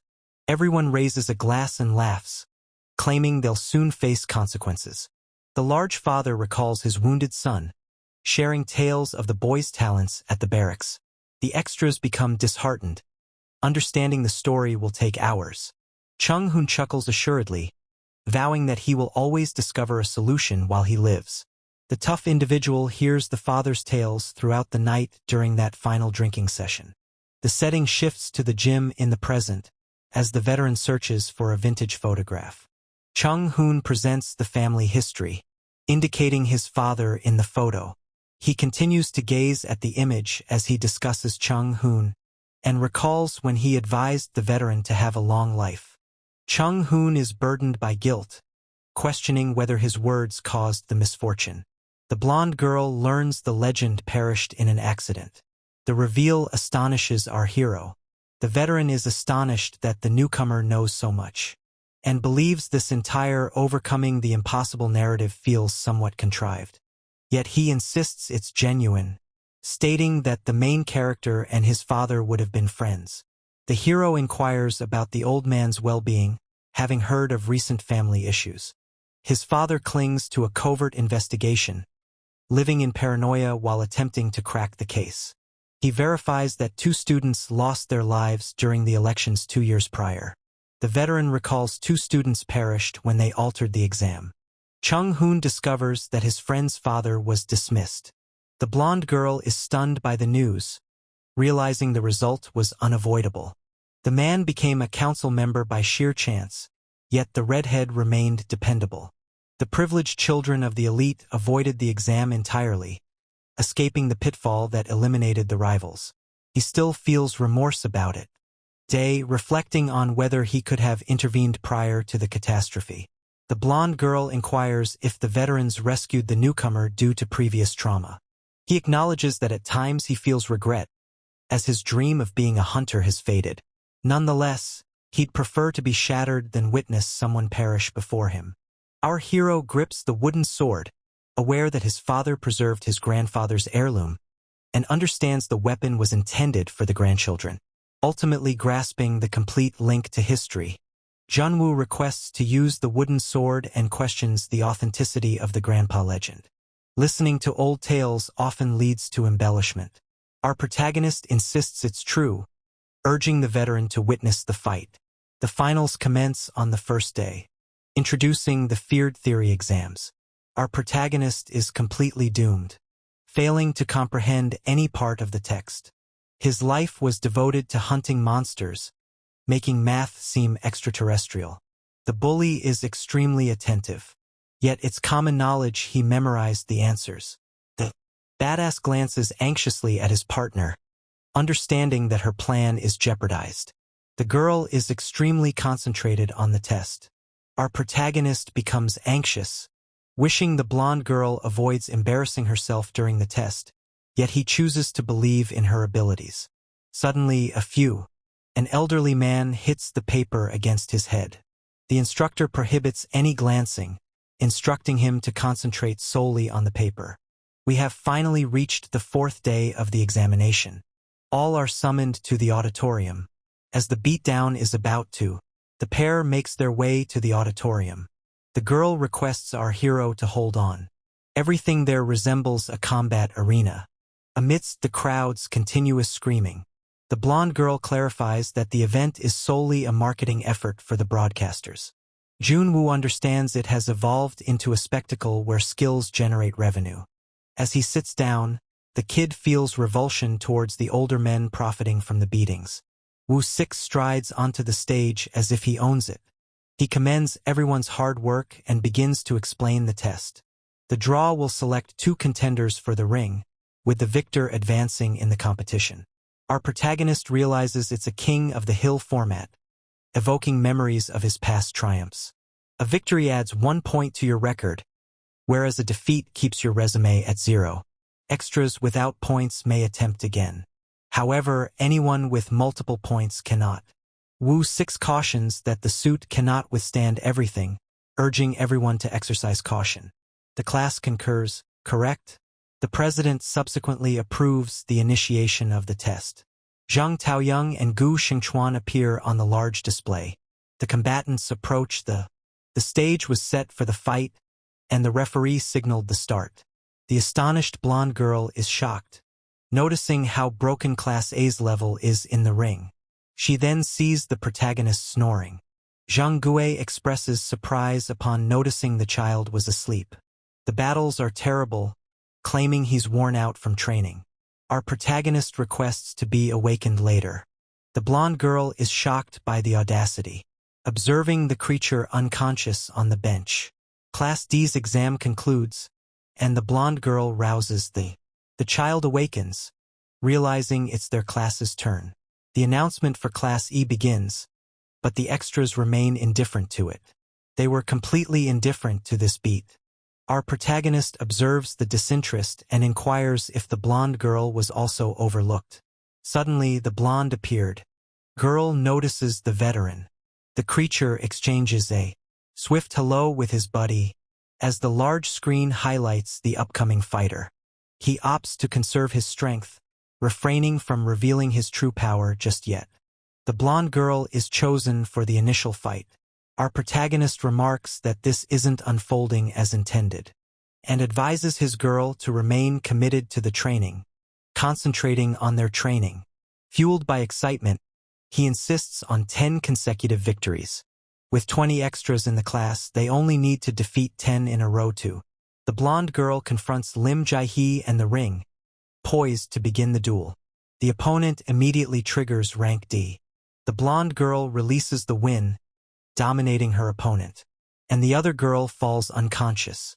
The blonde girl's victory leaves everyone astonished, and the main character observes the destruction, believing she exaggerated. The blonde girl delivers another knockout to an extra. The guys sitting on the bench are completely confused. Immediately afterward, the fierce locks in 3 victories, consecutively, astonishing the audience with Class E's remarkable talent. The seasoned observer looks on from a distance, amazed at her progress over the month, and claims the blonde girl possesses as much skill as the redhead following. To her, he thinks it's strange that she's present, as no one is interested in Class E's tests. The couple debates if the interest lies in a newcomer, as the seasoned woman remains enigmatic. The veteran claims he arrived solely to see the circus ignite in flames. In the middle of the arena, the fierce contender stands ready. The audience hesitates to engage, and the announcer cautions that the fight will conclude if no one steps forward. Suddenly, the bully lifts his hand.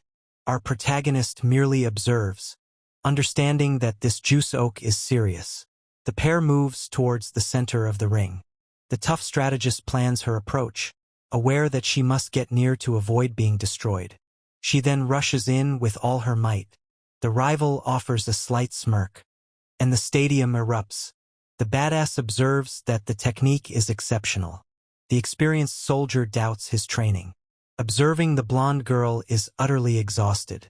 This lazy individual ridicules her endurance, likening the unfortunate girl to a cockroach.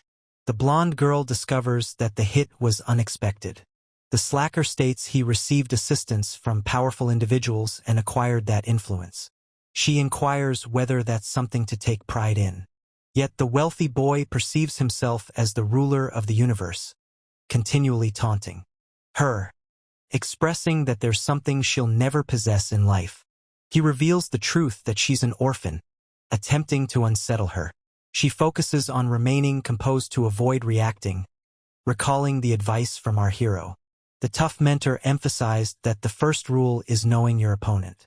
With no escape, she ignites the blue flames, fully committing to challenge the bully. The slacker chuckles softly, remarking, her strength doesn't impact anything at. The blonde understands that the current strategy should emphasize long-range combat. Out of nowhere, a wild explosion rushes directly towards her. She questions what on earth that was because the assault occurred too rapidly. The tough guy continues to deliver numerous hits, claiming he's the greatest.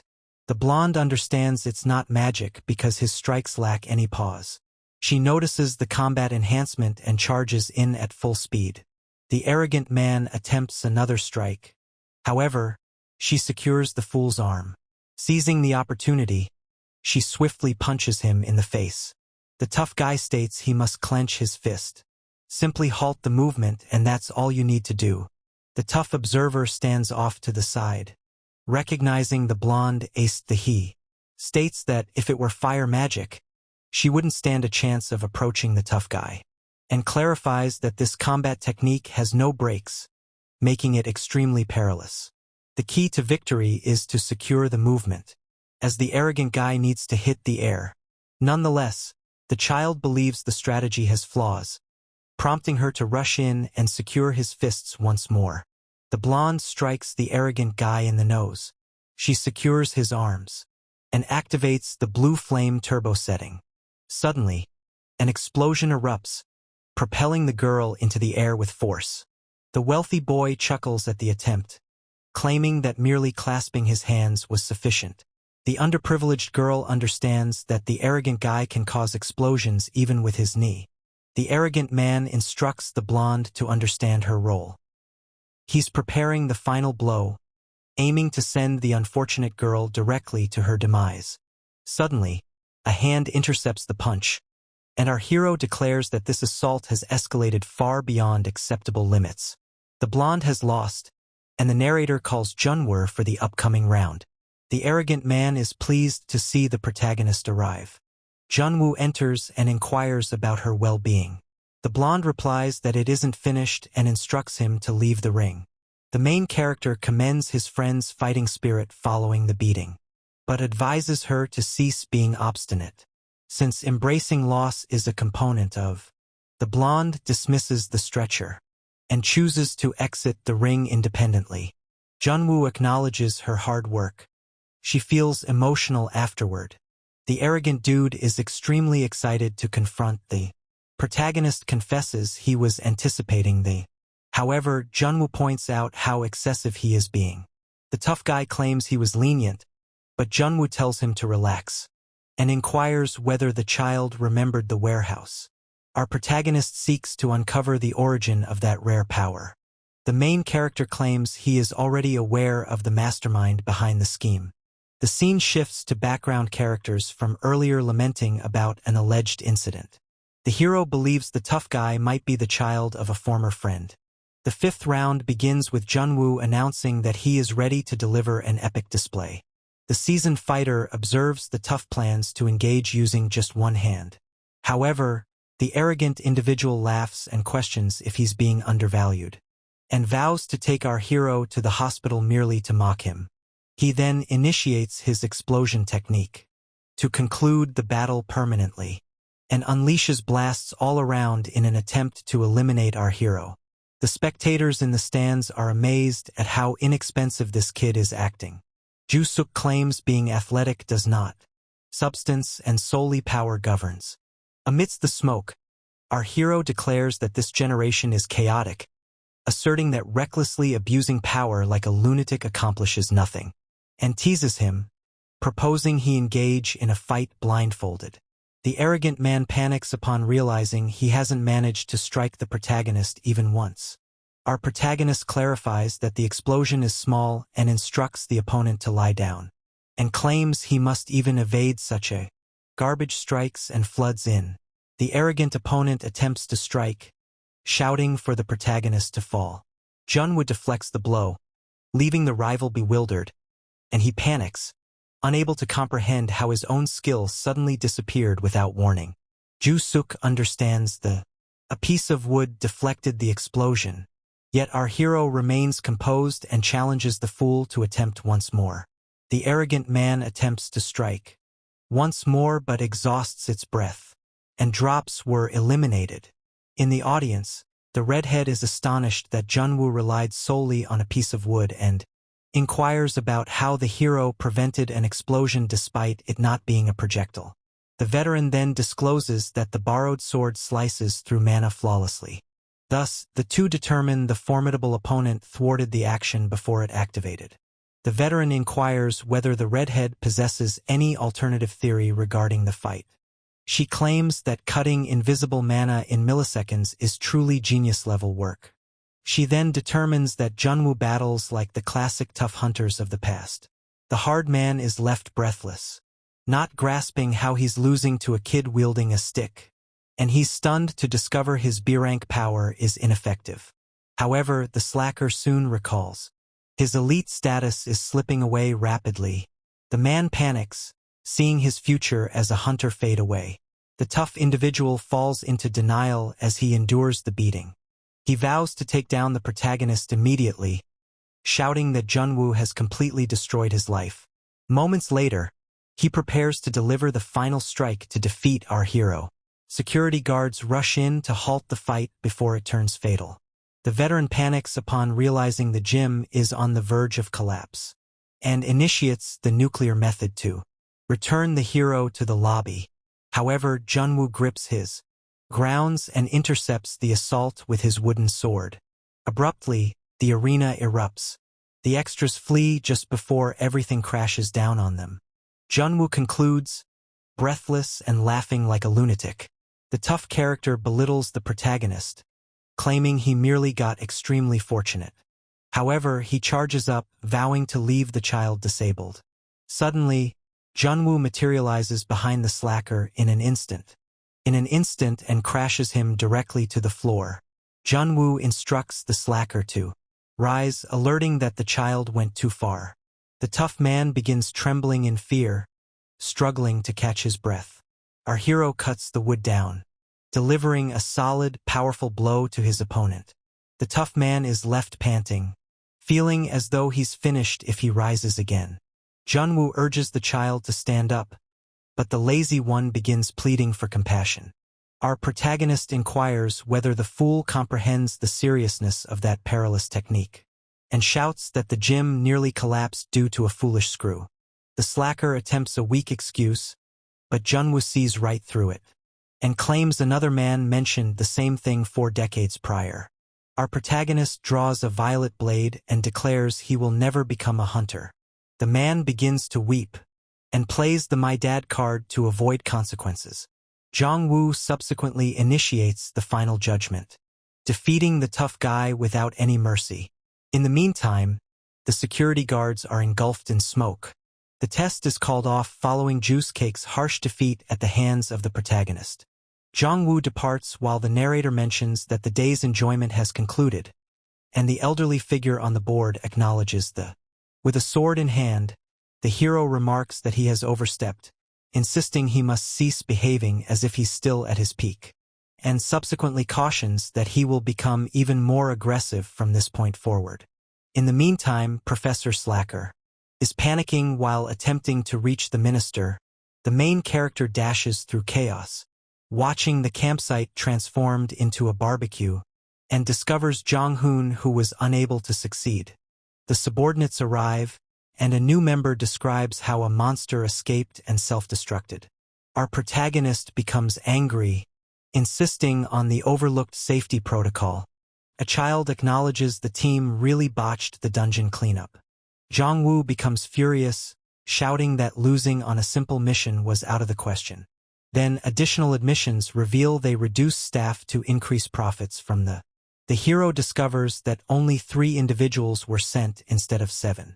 The child attempts to delay, claiming it was merely an unavoidable mishap, but the tough one snaps and strangles the betrayer without any patience, and claims he can pardon theft.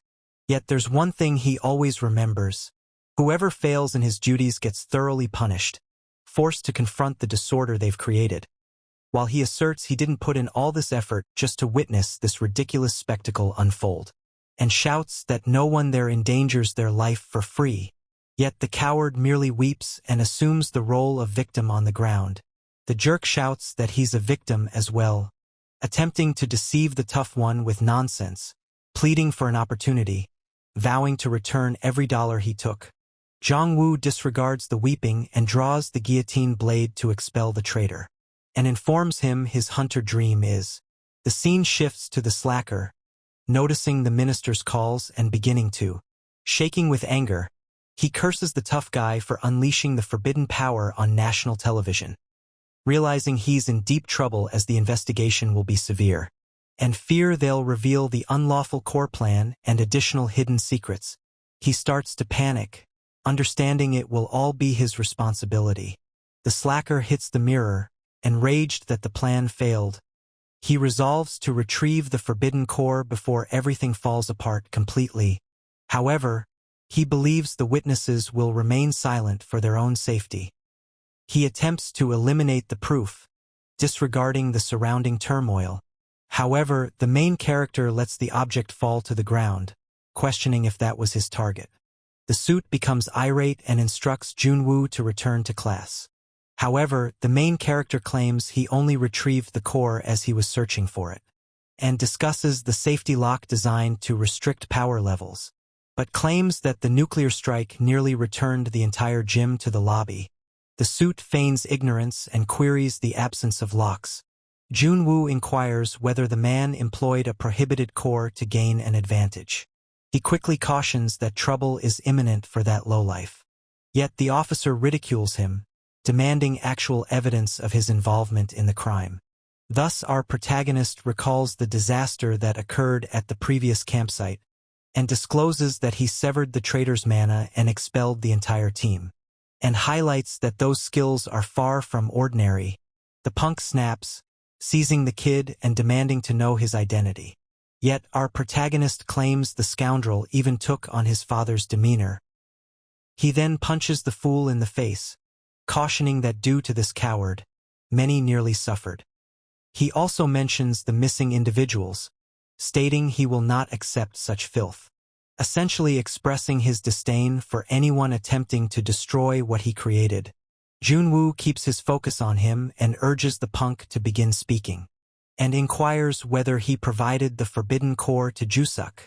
The jerk grabs the object from the, drops it to the ground and crushes it, He smiles and inquires what the protagonist plans to do next, and claims no one will trust a kid without solid evidence. He also states that adults are not a joke. Then he vows our hero's school days conclude today, but unexpectedly, Woozick arrives, curious about the source of the disturbance. The scumbag spots Woozick approaching and quickly attempts to accuse the protagonist of assault. However, Woozick claims he was responsible for breaking the mirror. The punk really messed up, then confesses he shattered it by. After the incident, they both agree to explore the situation. Woozick inquires if the hero has any strong leads. Junwoo passes the phone, stating that the scoundrel admitted to everything on his own, and even mocks the suit, advising him to figure out how to use a phone. Our fearless leader demands the school release an official statement immediately. Woozick consents to the protagonist's request to issue a statement. In the meantime, the punk fails to grasp the strange intimacy shared. The punk panics upon realizing the old man is ready to report him, attempting to intimidate him by claiming that a minister will come after him. Woozick expresses regret for having concealed that mess in the past. He admits he should have dealt with it at the time, even if it meant the risk of losing his job. Ashamed, Woozick confesses he can't meet the protagonist's gaze. He cautions the scumbag about the peril he faces today, asserting that the former Junwoo was far more frightening. The punk freaks out and initiates the scene. Shifts and Junwoo expresses that the online pressure will damage their reputation, urging Woozick to concentrate on disseminating the entire scandal through the media. He also mentions Chung-hoon's son, who was unjustly dismissed from his job. But Woozick inquires whether the protagonist's arm remains intact, and claims that using a punch to tank the guillotine debuff was crazy. The system alerts that Junwoo is enduring the consequences of the strike. Woozick proposes a hospital visit, but the tough guy insists he's okay, and bids farewell, cautioning that he must return an item now. The scene progresses forward, and the veteran arrives with the wooden sword, stating he had been searching for the kid. The veteran inquires whether the protagonist intentionally fought left-handed. But Junwoo inquires if that tale about his grandfather still seems exaggerated now, and states he merely aimed to reveal the true situation to the veteran. He hands back the sword and states that the remainder is his responsibility. The child grasps the item and reflects on the guidance. Chunwoo bids farewell and strolls away as if it's trivial. Chung-hoon remains there by himself, reflecting on everything he witnessed, and questions whether he will become that badass someday as well.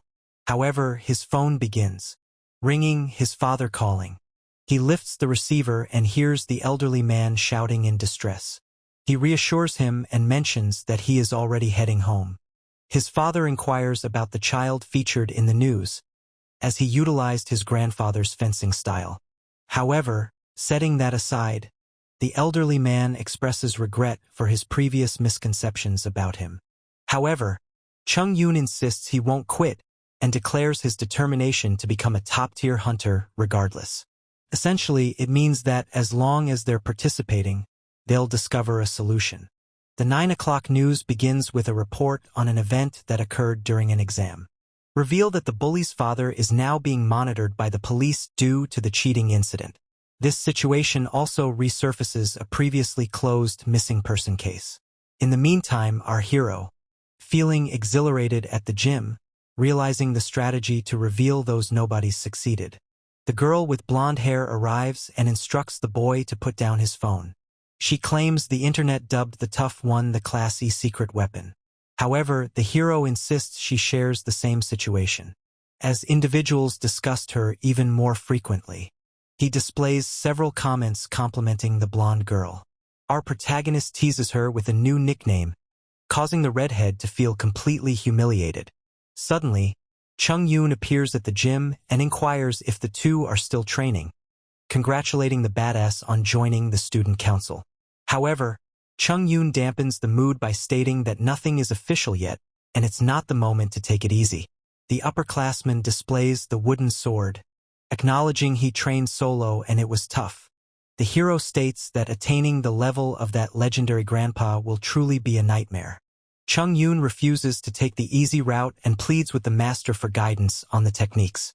The blonde girl interjects, commenting on the hero's smoothness and advising him to watch his step. Meanwhile, the upperclassman's father arrives at the gym in search of the lost paperwork. He swiftly spots the Class E children who gained fame on television. The elderly man gestures towards the children, insisting that his method mirrors that of his father. He adds that such fencing skills aren't acquired just anywhere. The setting shifts to earlier times, showcasing the captain as the most dreaded warrior. He commands the extras to be expelled ruthlessly, disregarding their cries for mercy, and concentrated solely on the city's ruin. Our protagonist confronts the turmoil when a call comes in. A soldier shouts at him that he discovered a survivor. The hero is stunned to witness how that 10-year-old kid has developed.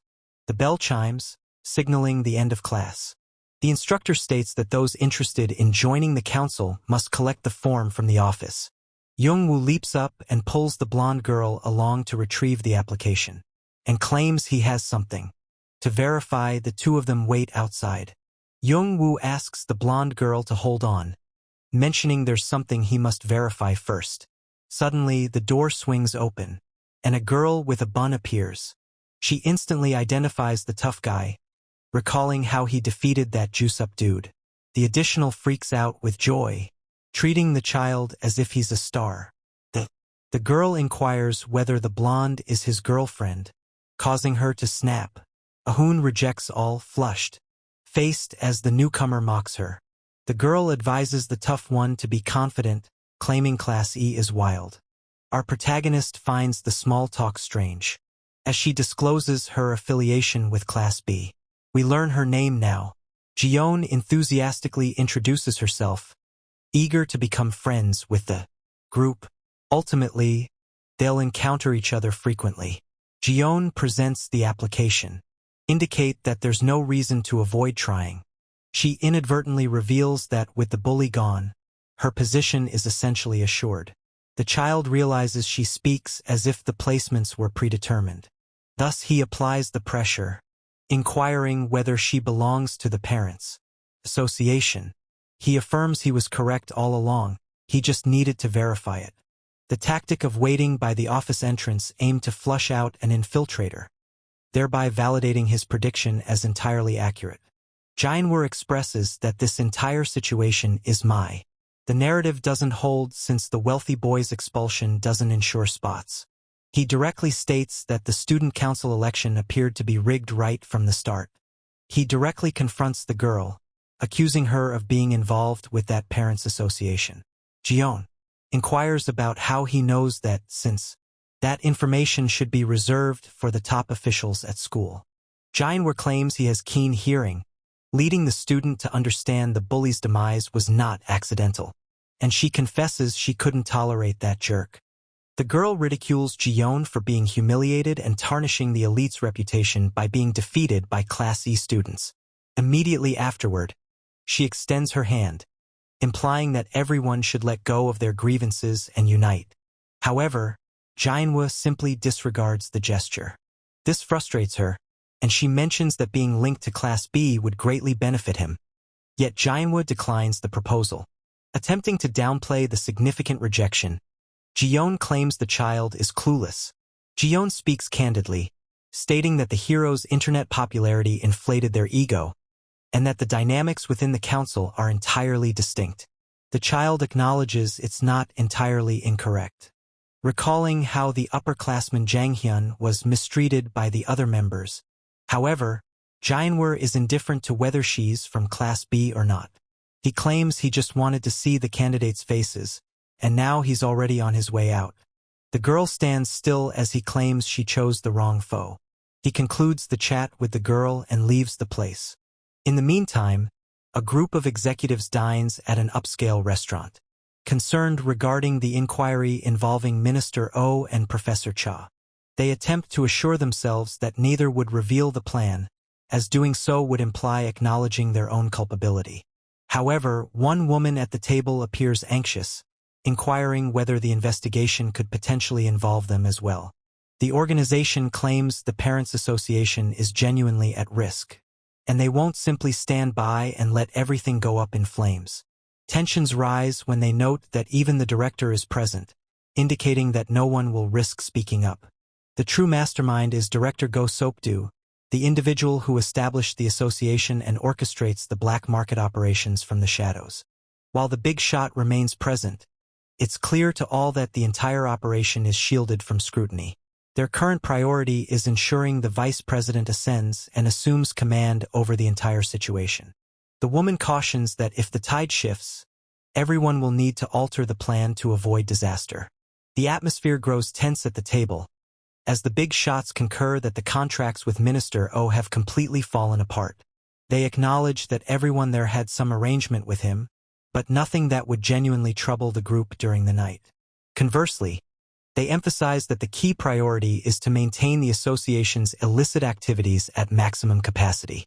The team mourns the departure of the subjugation department, as it was essential to the operation. Before long, someone proposes that choosing the correct substitute for that Playboy juice elk could still protect many individuals, yet Junwoo remains an obstacle in their path. The group of influential figures struggles to comprehend how a kid who gained entry through special admission could be vying for a position on the student council. However, the woman interrupts, stating it isn't that straightforward.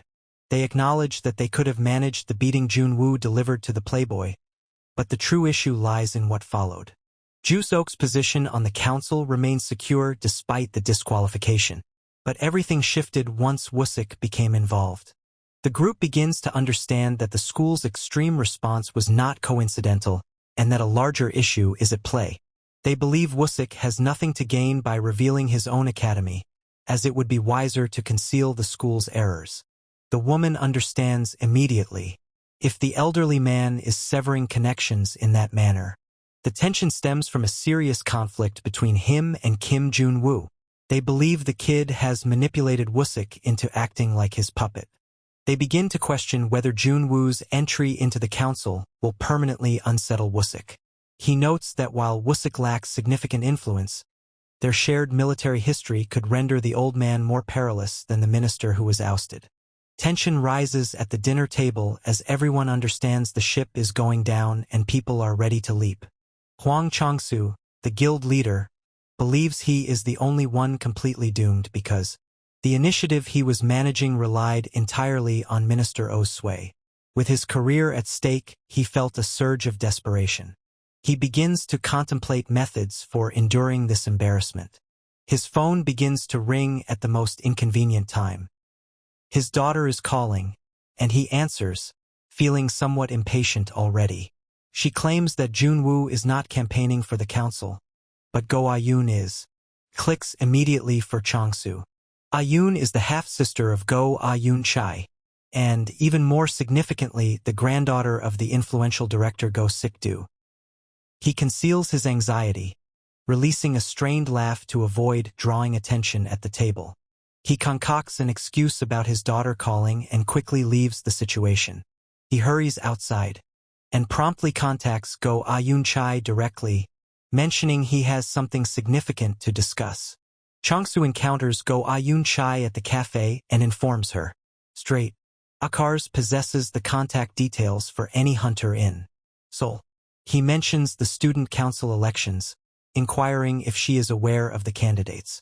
Ayun Chai realizes it's not Junwoo, as her father essentially revealed that Go Ayun is entering the competition. Chong-soo seizes the moment to corrupt her thoughts, stating her. Ayun Chai finds it nightmarish that her half-sister is joining the council. He highlights that it will expose her family's secrets and infuriate Grandpa Go-suk. Thus, the jerk provides some assistance to address the issue and ruin Ayun's candidacy. Chong-soo promptly states the condition without wasting time. He expects Ayun Chai to take Ji-yeon on a public hunt and promote her in every interview.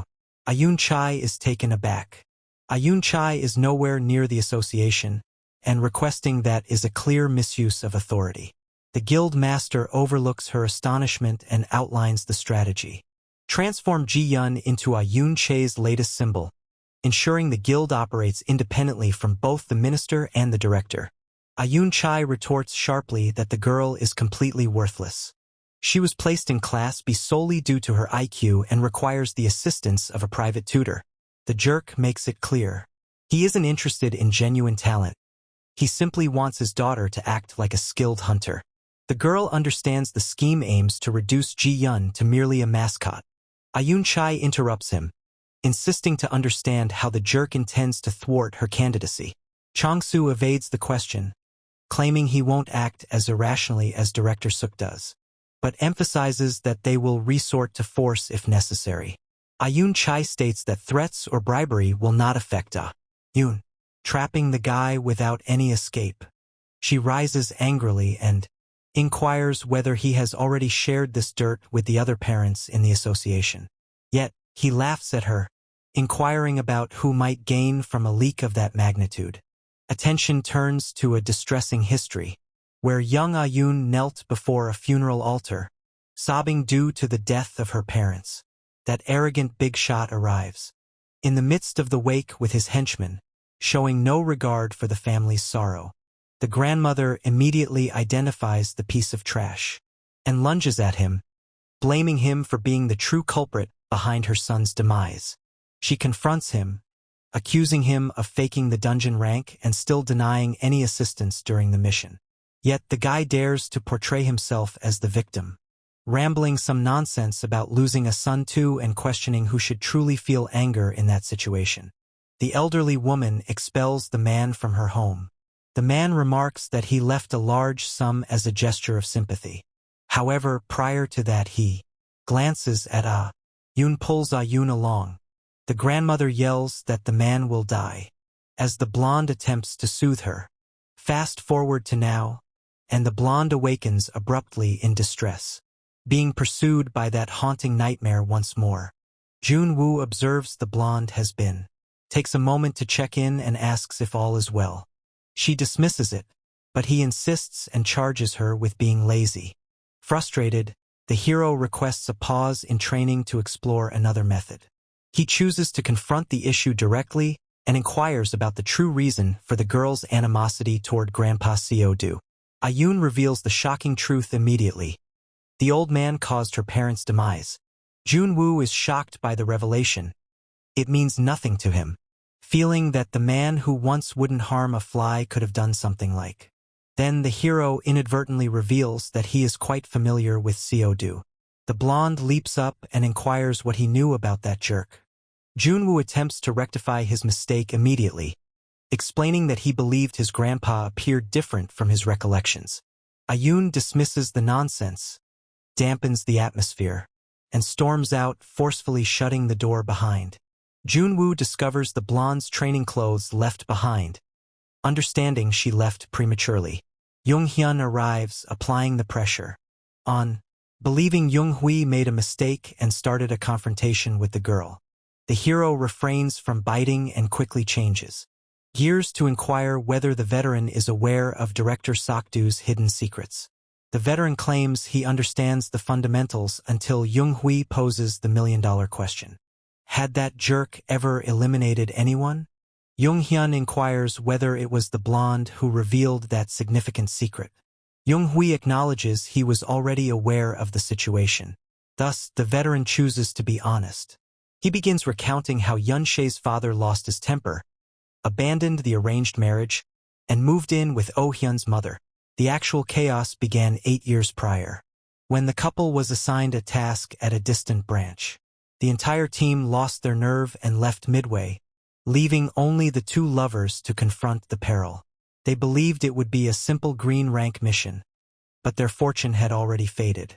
With no alternatives left, they both opened the door to the boss room. The jolt came immediately as they understood it was far from the feeble rank they had expected. The dungeon held an orange rank, with exits sealed as soon as they opened the boss room door. Jung-hui inquires about the rescue request and discovers that communications were interrupted at the most critical time. At that moment, the hero becomes suspicious, sensing an overwhelming number of coincidences accumulating in this narrative. The idea that thinking Sakdu coordinated everything based solely on that still seems like a weak theory. The issue lies in the fact that HQ received the location as orange rank. There was no doubt that Sakdu, the support director, was aware of the chaotic situation they were entering. The case is extremely suspicious, yet the absence of tangible evidence complicates the investigation significantly. What's truly alarming is that a similar disappearance occurred 2 years prior during the academy exam. The question remains if any remnants of the man Junwoo encountered 4 decades ago still exist.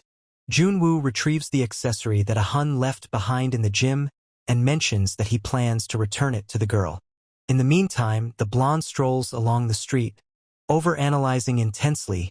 Regret washes over her as she plans her apology for tomorrow. Suddenly, 2 men appeared, emerge from the darkness and trap the girl. She also inquires if they had any issues to resolve with her. And she understands those oddities were utilizing an arc. Those individuals are hunters. She prepares for battle, but she forgot her training equipment at the gym. These individuals are serious and they unleash their abilities. And with a single strike they knock the girl unconscious. The abductors seize the girl and pull her directly to the car. Junwoo instructs the guys to hop in the car and leave immediately. Now the scene shifts. Junwoo attempts to call the girl, but it goes directly to voicemail. Thus he concludes it's best to give her belongings back the following. Junwoo attempts to contact a Hun via her phone, but it simply redirects to voicemail. 3 days have passed since the girl vanished, and she hasn't returned home yet. The school has already notified that she hasn't returned, prompting a police call. Today is the final day to register for the council by 6:00 p.m. Clearly, the girl wouldn't abruptly stop. Someone is undermining the entire situation. Junwoo inquired about the involvement of the Parents Association, but the protagonist refuted it, as Professor Cha's investigation is still in progress. Now that the wealthy contender is eliminated, the experienced player begins to consider who else might gain from her candidacy being destroyed. It clicks right away, and Junwoo understands that only one person could be behind, and he begins to contemplate who initiated the call and disclosed the secret to Yoonchai. Junwoo is in a frenzy, insisting fervently that he hasn't spoken to anyone since the exam. The main character understands he made a mistake at the coordinator's office. I spoke too freely to that Class B girl at the door. Hwang Ji-yeon is part of the Parents Association and likely gathered the details from eavesdropping. Junwoo questions whether Ji-yeon collaborated with Yoonchai solely to abduct a Hun. That still seems strange to him. It seems there are additional individuals in this scheme manipulating both of them from the shadows. No fooling around, the hero contacts Young-soon's father directly to uncover that information. The task is straightforward. Find out who Ji-yeon's parents are. And the response reveals that her father is in charge of the Acres Guild branch. The Acres Guild is a complete mess, functioning far from a typical hunting organization. Junwoo goes all out in an effort to locate Ji-yeon's father. Concealing it, the man cautions him that it's challenging and recommends turning the matter directly over to the authorities. However, the main character states he doesn't require it and appreciates the information provided. The elderly man seizes the opportunity to express gratitude for supporting Young-soon. Young-yoon remains fixated on it, uncertain about how they will locate the abductors. However, our badass already has the strategy prepared. He's going to bring them to him. The veteran panics and recalls that his father is a cop. And this scheme has the stench of a crime about to unfold. The protagonist simply walks away, unwilling to listen any further. The focus changes to Ji-yeon expressing her frustrations to her father that the entire candidacy discussion didn't even earn her a simple acknowledgement. Suddenly, Junwoo appears unexpectedly from nowhere, and he avoids engaging in trivial conversation. He dons the ring and promptly activates the skill, departing, causing the girl to experience pain. The scene shifts to Chung-soo as he answers the phone and talks candidly with In-jae. He claims the blonde is under control and not causing a disturbance. He boasts that they are experts, asserting that a student poses no difficulty for. The man questions whether it's truly appropriate to take such drastic measures against her own sister. However, The girl maintains that this is an issue she chose to address herself. She requests that he keep the blonde until 6 o'clock in the evening. The jerk hangs up, claiming the kid got that person's stubbornness. Upon arriving at the hideout, Chung-soo requests a status report and learns from an underling that the hostage remains composed. He instructs that the girl should be freed only after 6, while commanding the lackeys to monitor her closely. Suddenly, his phone starts ringing. He thinks it's strange that his own daughter is calling. Chung-soo responds while already being scolded, yet Ji-hyun is shouting for him in urgency. You need to understand what's happening on the other side of the call. The daughter discloses she was abducted. Junwoo answers the phone and directly inquires if he is speaking with the father of the abducted girl. The elderly man completely loses his composure and insists on finding out who this troublemaker is and what they did to the girl. The main character advises the guy to relax and take it easy before continuing their conversation, and states he merely wishes to reach an agreement to resolve this.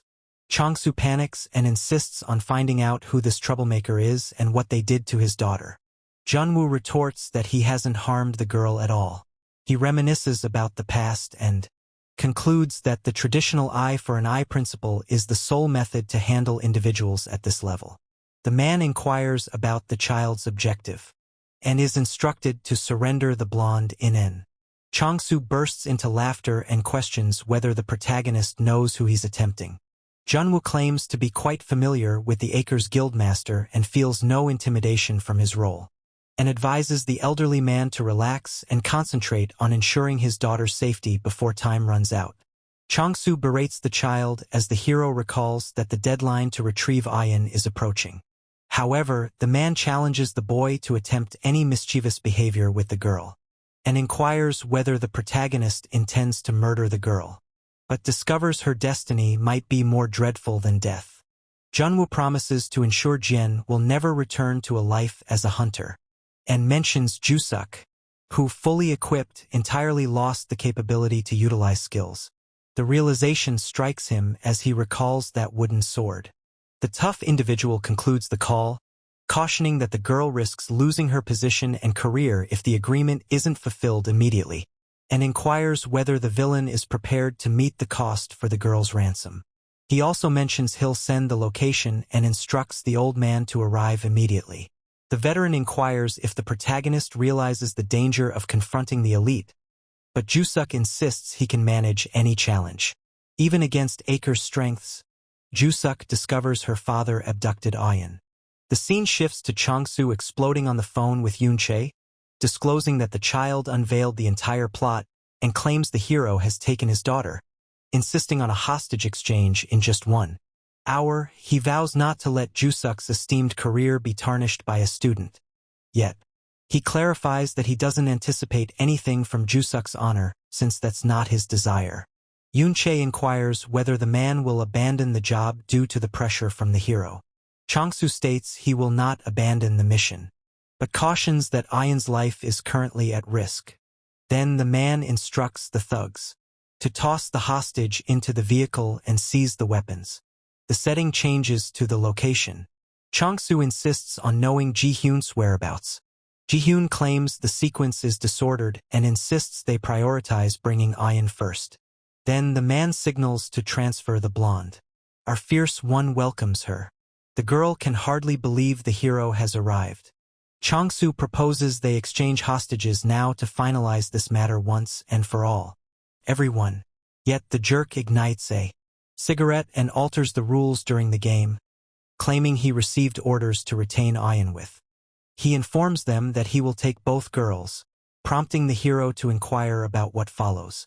The guy laughs and indicates he's not seeking permission to be there. Then the guys find themselves surrounded. Ji-hyun attempts to ease the situation and proposes they resolve this without losing control. Chung-soo ridicules him, stating the kid began strong but is now reduced to begging, insisting that there will be no agreement. Observe the blonde's expression. She seems completely confused. Ji-hyun advises the hero to cease their madness. Just let her go now. Ji-hyun informs his partner that facing these professional guys by himself will be challenging. Ji-hyun simply smiles and states that the terms are no longer significant. The system verifies the login of Hunter Kim Jong-un, granting access with a C rank, and triggers the Mad Hedgehog skill to enter beatdown mode. The child states that following a month of training, it's time for the evaluation. Ji-hyun what extracts a golf club mentions that his score will be quite strict. Chang-soo bursts into laughter and questions whether he's truly going to fight with a golf club. Frustrated, he instructs the goons to charge in and put an end to this farce. They claim the scenario is absurd and that they've been watching far too many films. The assault ceases and Acker's henchmen begin to be propelled away. Jong-un and the fierce performance prove that a month of training is no joke. And they pound the extras with their bare fists.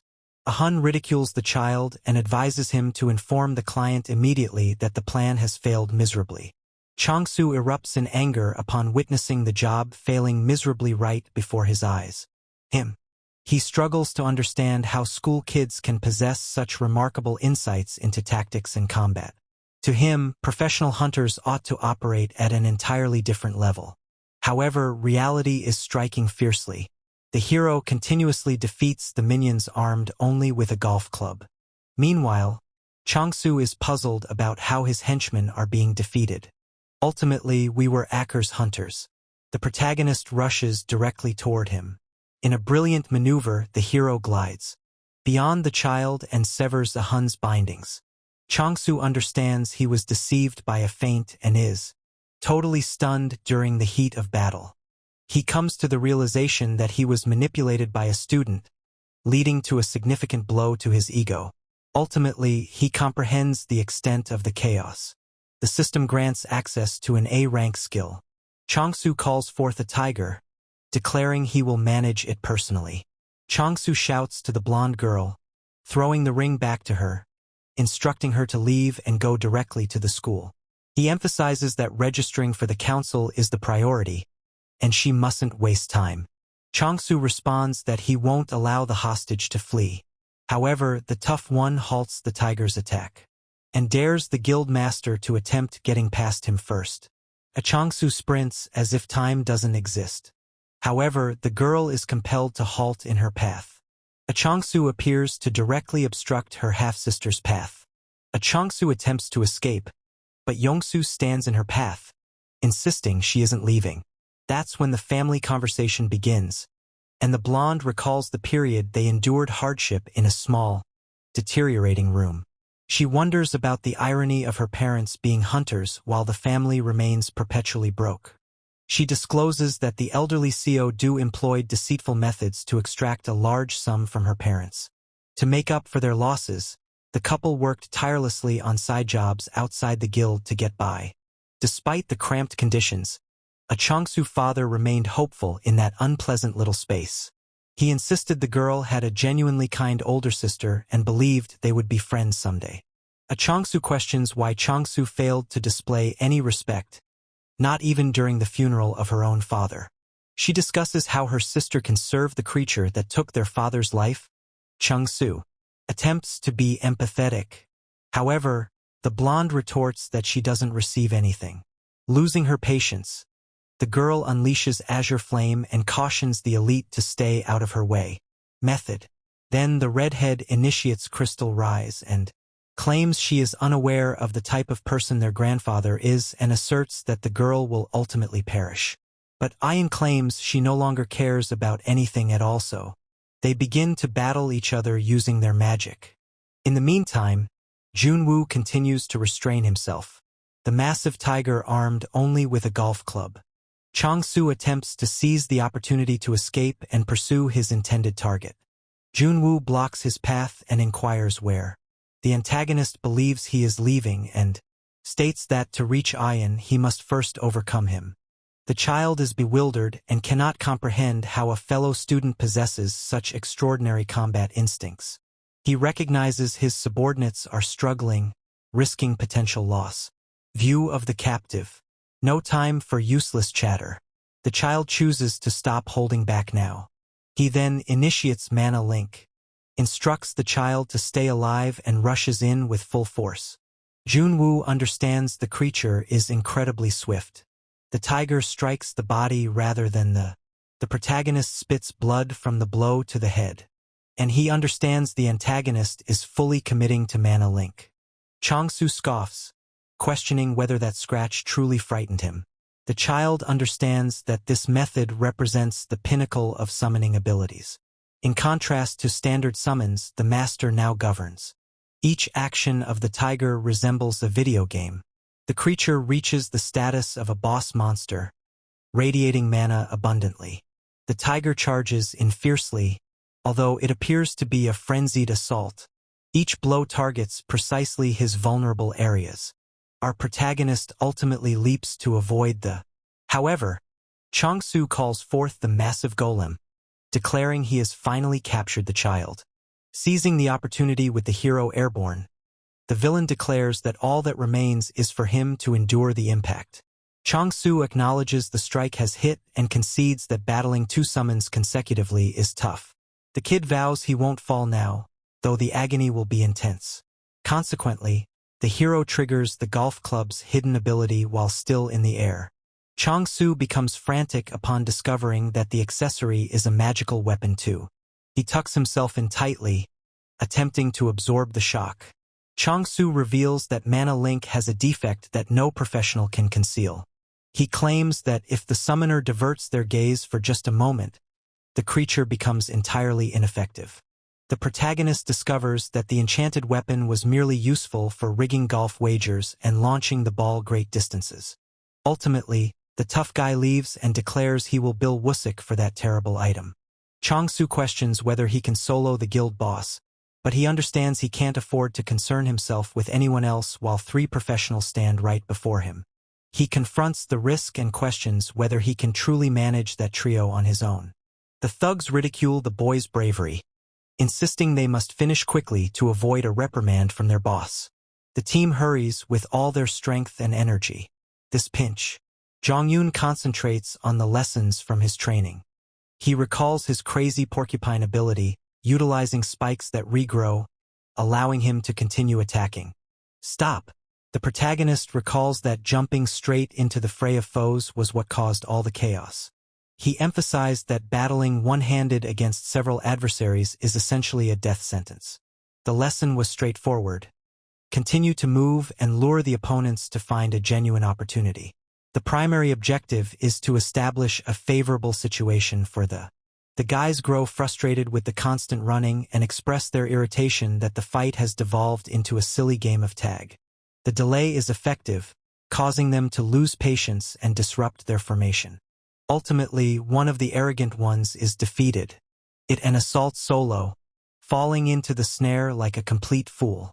Jongyun seizes the opportunity and strikes a blow on the initial arrogant guy who entered by himself. Another man attempts to charge at him, but he faces the same outcome as the previous individual. Thus, the veteran continues to stand firm. And just like that, another strike on the other guy. The veteran is astonished, understanding he's failing the elite even without employing any active skill correctly. Currently, it also brings to mind the lessons the hero imparted during training. Out of nowhere, the villains see Jongyun. Concealed by the column, one of them instructs the others to prioritize securing the girl and to disregard the kid for now. Jongyun stops in his tracks as he remembers he failed to shield the girl. Seizing the opportunity, the adversary strikes the veteran, followed by the other henchmen who rush in with a sweeping attack. And they begin pummeling Jongyun into the earth, attempting to shatter every single bone in the child's body. The veteran recalls Jongwoo's caution. If the gap between him and the foe narrows, it's all over for. Certainly, he clarifies that during such times, the only option is to withstand the blows and hope for a miraculous awakening. This phenomenon occurs when a hunter is trapped, and the body responds with instinctual survival mechanisms. However, the hero cautioned that depending on that is a snare, and it's wiser to steer clear of reaching such desperation. During the fight, the additional foe grumbles about a trivial kid causing them excessive trouble. The adversary thinks it's odd that the target remains still, but Jongyun responds, clutching the magic spike with fury evident in his gaze. Without warning, The veteran plunges a knife into the man's leg, striking multiple areas. No way. He unleashed his stored aura. That's insane. The guys are completely stunned to witness the student still has the energy to continue fighting after enduring such a severe beating. They attempt to control the badass through force. But the veteran snatches the spike that dropped into his mouth and bam straight into the man's hand. The guys retreat and inquire if that creature before them is the same newcomer as earlier. They opt to utilize their equipment and activate rank B abilities in an attempt to defeat the veteran. Then one of the thugs receives a slap and glances back, comprehending nothing. Changsu instructs his subordinates to store the equipment and declares that the performance has ended. He lights a cigarette and concedes defeat to the group. Yet fatigue prevails, and the veteran ultimately falls to the earth. Changsu acknowledges the child is a creature compelling the elite to depend on objects. Recognizing his opponent's strength, the guy concedes that the veteran is truly exceptional. The scene shifts, and Aphion is defeated. Inky expresses her disappointment, stating she anticipated much more from the new candidate, and inquires whether that is all the revenge the girl can provide. The redhead urges her to surrender, warning that she'll vanish completely if she continues to be this weak. Aphion disregards the reprimand and states she prefers to fight rather than give up now. Inch simply turns away, leaving the girl behind, uncertain if she can even manage to move like that. Despite being battered, the girl attempts to rise, while she observes her sister grasp. She is thrown into shock after experiencing such a humiliating defeat. Suddenly, Jumu appears unexpectedly and questions why the girl is simply sitting there doing nothing. Aphion and Inch become frozen upon seeing the protagonist. Emerging in the center of the hero casually greets the redhead, as if it's nothing, causing the girl to panic, eager to discover how he bypassed security. Jumu mentions he attempted to discuss the situation, but Changsu was excessively arrogant and obstinate. He also discloses that he had put everyone to sleep prior to assessing how the chaos was unfolding. Inch inquires whether he truly defeated Director Huang, but the hero refutes it. He then turns to the redhead and questions if he appears to be in the mood for jokes at that moment. He adds that her belief is irrelevant and instructs her to hurry since time is of the essence. The girl inquires about the true motive behind the hero's willingness to risk his safety for the blonde.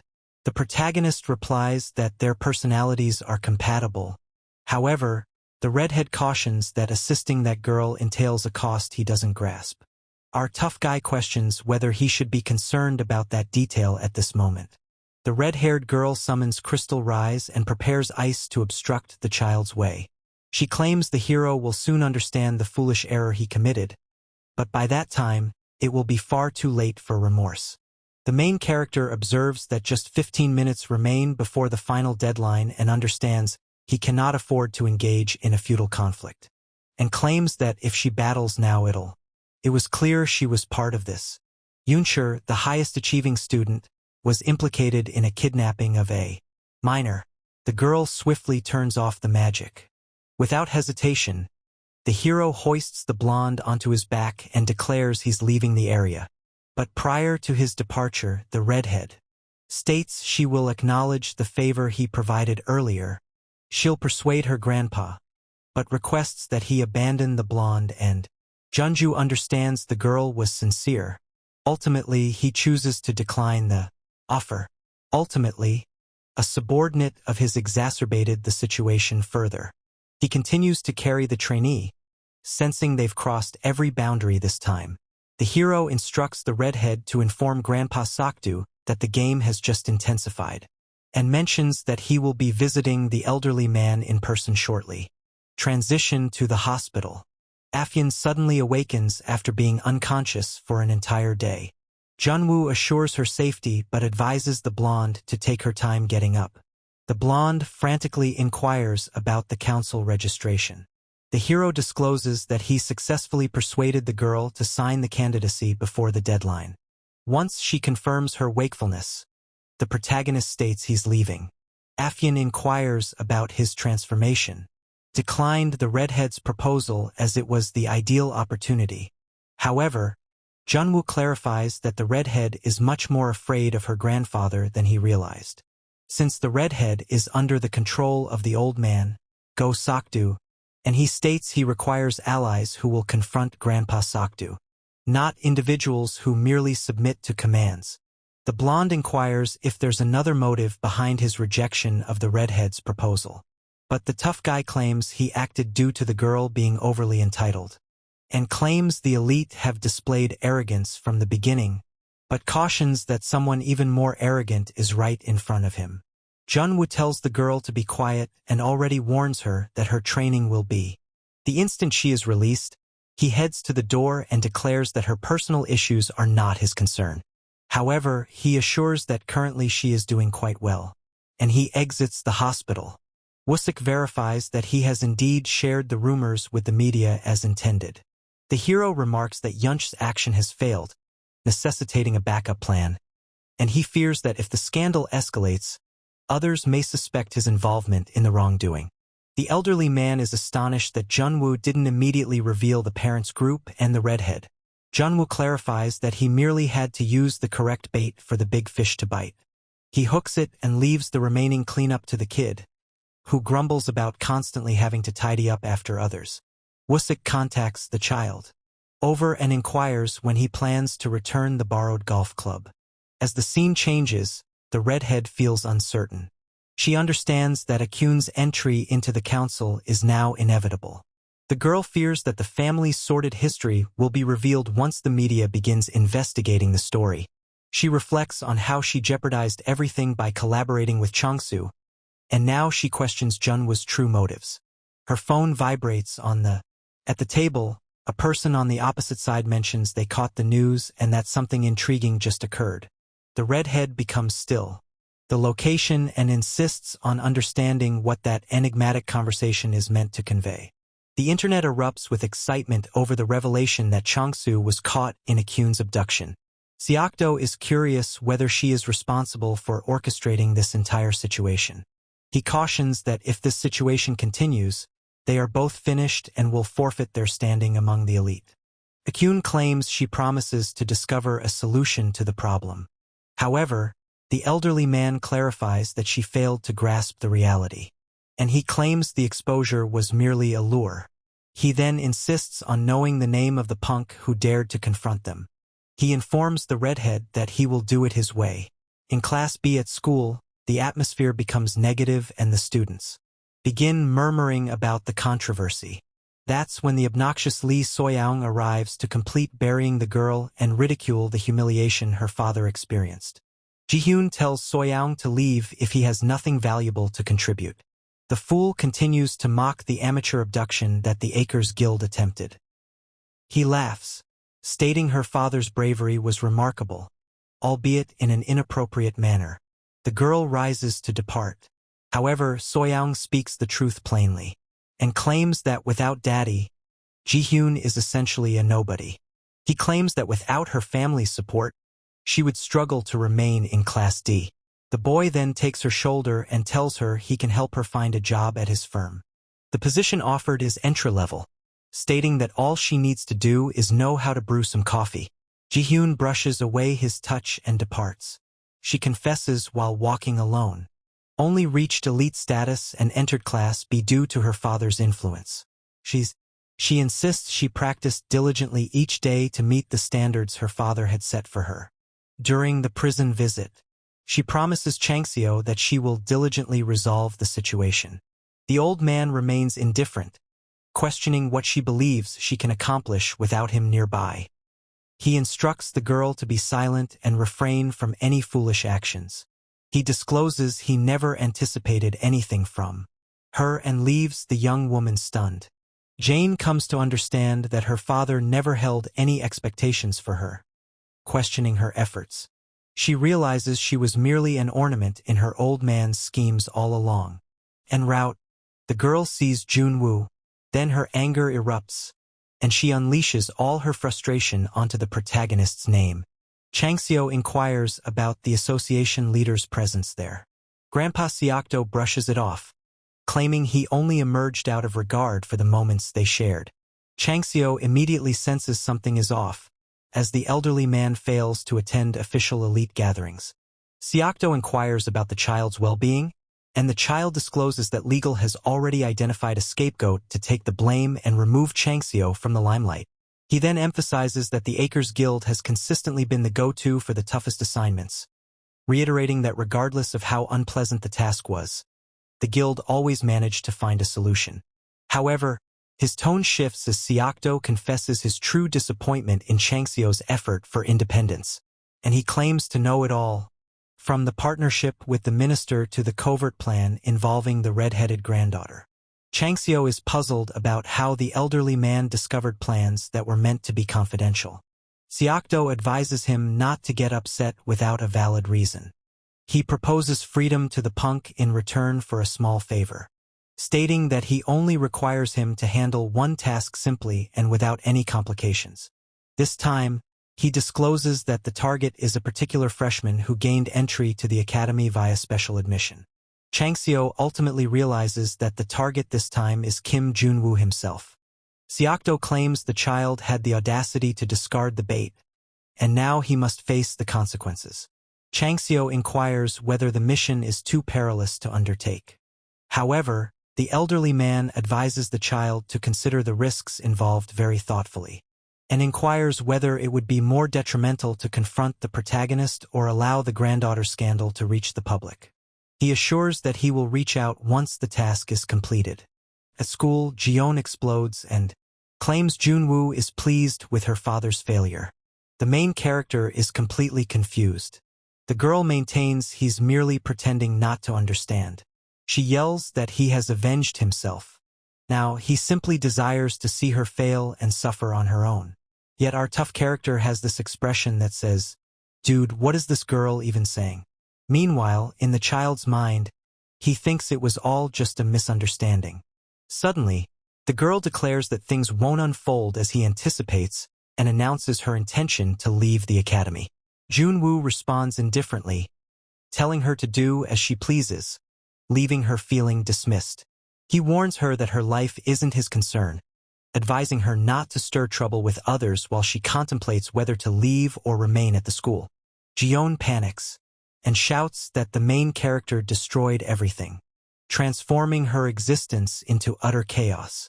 The child halts and inquires why any of it should be blamed on him. The girl continues to scream about her father's fate as if it justifies her outburst. Junwoo retorts that the elderly man's decline is unrelated to the dedication she claims to have invested throughout her entire life, and questions whether the blow her father received renders all her training completely pointless. He questions whether she truly wants to acknowledge that she's entirely helpless without daddy to support her. The girl shouts that all she wanted was acknowledgement, claiming she worked tirelessly to fulfill the family's standards. Sure, she only knows how to yell, but our protagonist remains composed. She recalls the restless nights attempting to conjure that firefox, not missing a single day of training, and events highlight the despair of believing that the goal was unattainable. Regardless of her efforts, she still tried. She collapses in tears, lamenting the wasted effort if no one ever had any expectations of her from the beginning. The main character grows weary of the drama and admits her entire training method was flawed from beginning to end. He begins the lesson by clarifying that mastering the summoner class involves managing the creature prior to establishing a mana connection. The girl is taken aback upon realizing the kid immediately understood her fighting technique. Yet he simply states it's clear then. He observes the marks on her arms and shows that hastily connecting caused the summoned fox to strike its own master.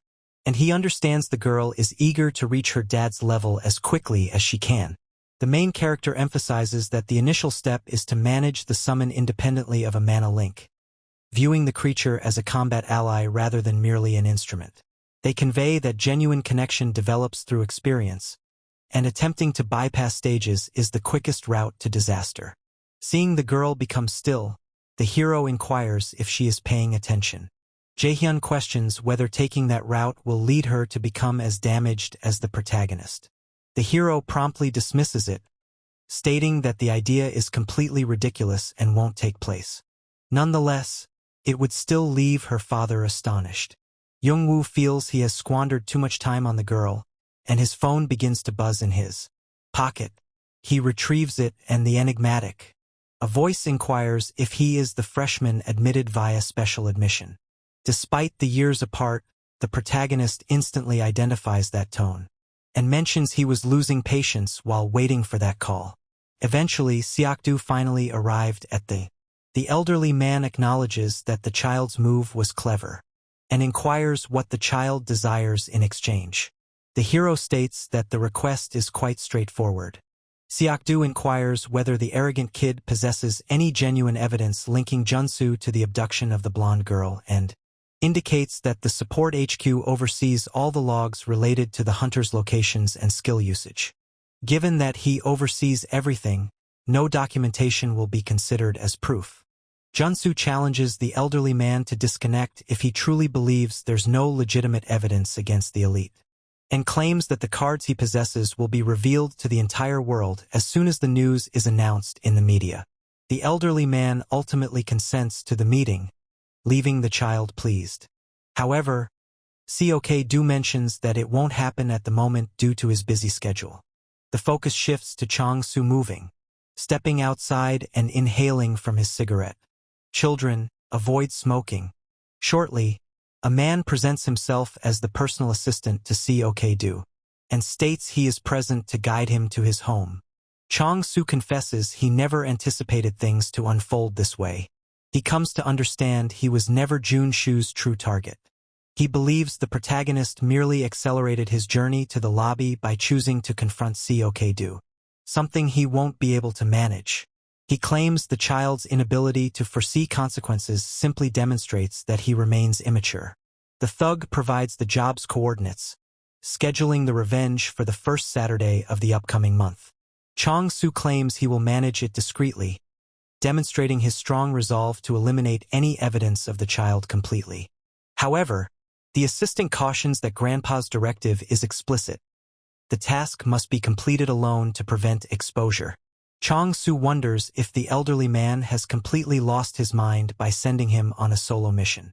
He cautions that even if they united all be rank members in the guild, it still wouldn't suffice to confront the protagonist's extraordinary abilities. The assistant bursts into laughter, viewing it as a joke, as the target seems like an ordinary high school student. Wow, the kid isn't even aware of who our aura farmer is. But Chang-soo has that expression like, "Do you really think I'm joking?" He acknowledges that the protagonist is genuinely authentic, but admits he experienced something far deeper than mere physical power during the assault. The child's insight and battle experience are extraordinary, as if he possesses years of warfare knowledge. The criminal declares he won't go in solo and intends to rally the entire guild's resources to ensure the target is eliminated. Scene shifts. Jun-woo inquires whether the veteran experienced his body reacting instinctively when the situation intensified. Jong-yoon acknowledges the sensation and inquires if the strange occurrence is what the hero refers to as awakening. The main character expresses that the experience was beneficial and mentions that training with that memory will quickly enhance the veteran's skills. Nonetheless, Jun-woo disrupts the atmosphere and inquires about Ji-yun's presence there. Yet the girl is present solely out of curiosity. Nevertheless, the girl inquires how a council veteran feels comfortable being mentored by a freshman. Jong-yoon once states that our hero provides superior teaching compared to many experienced instructors. He mentions that without our big guy, he wouldn't have become a hunter at all. He inquires whether the girl is also present, as she heard something regarding him. Continuing the conversation, the child proposes that she should request assistance from the protagonist since he was coaching the blonde girl. And our large friend is like, "Dude, who made that choice?" He tells her that his life is not her concern and instructs the persistent girl to leave and return home. The girl is indifferent and inquires whether their training truly differs from what is taught in school. The wealthy girl enters without even receiving an invitation. Ring identifies the wooden sword from the previous test and panics at its surprising weight, and inquires whether the veteran practices with that daily. The girl continues to fiddle with the situation and our child is still attempting to understand all that's going on. And soon he understands the girl is even more bothersome than the blonde one.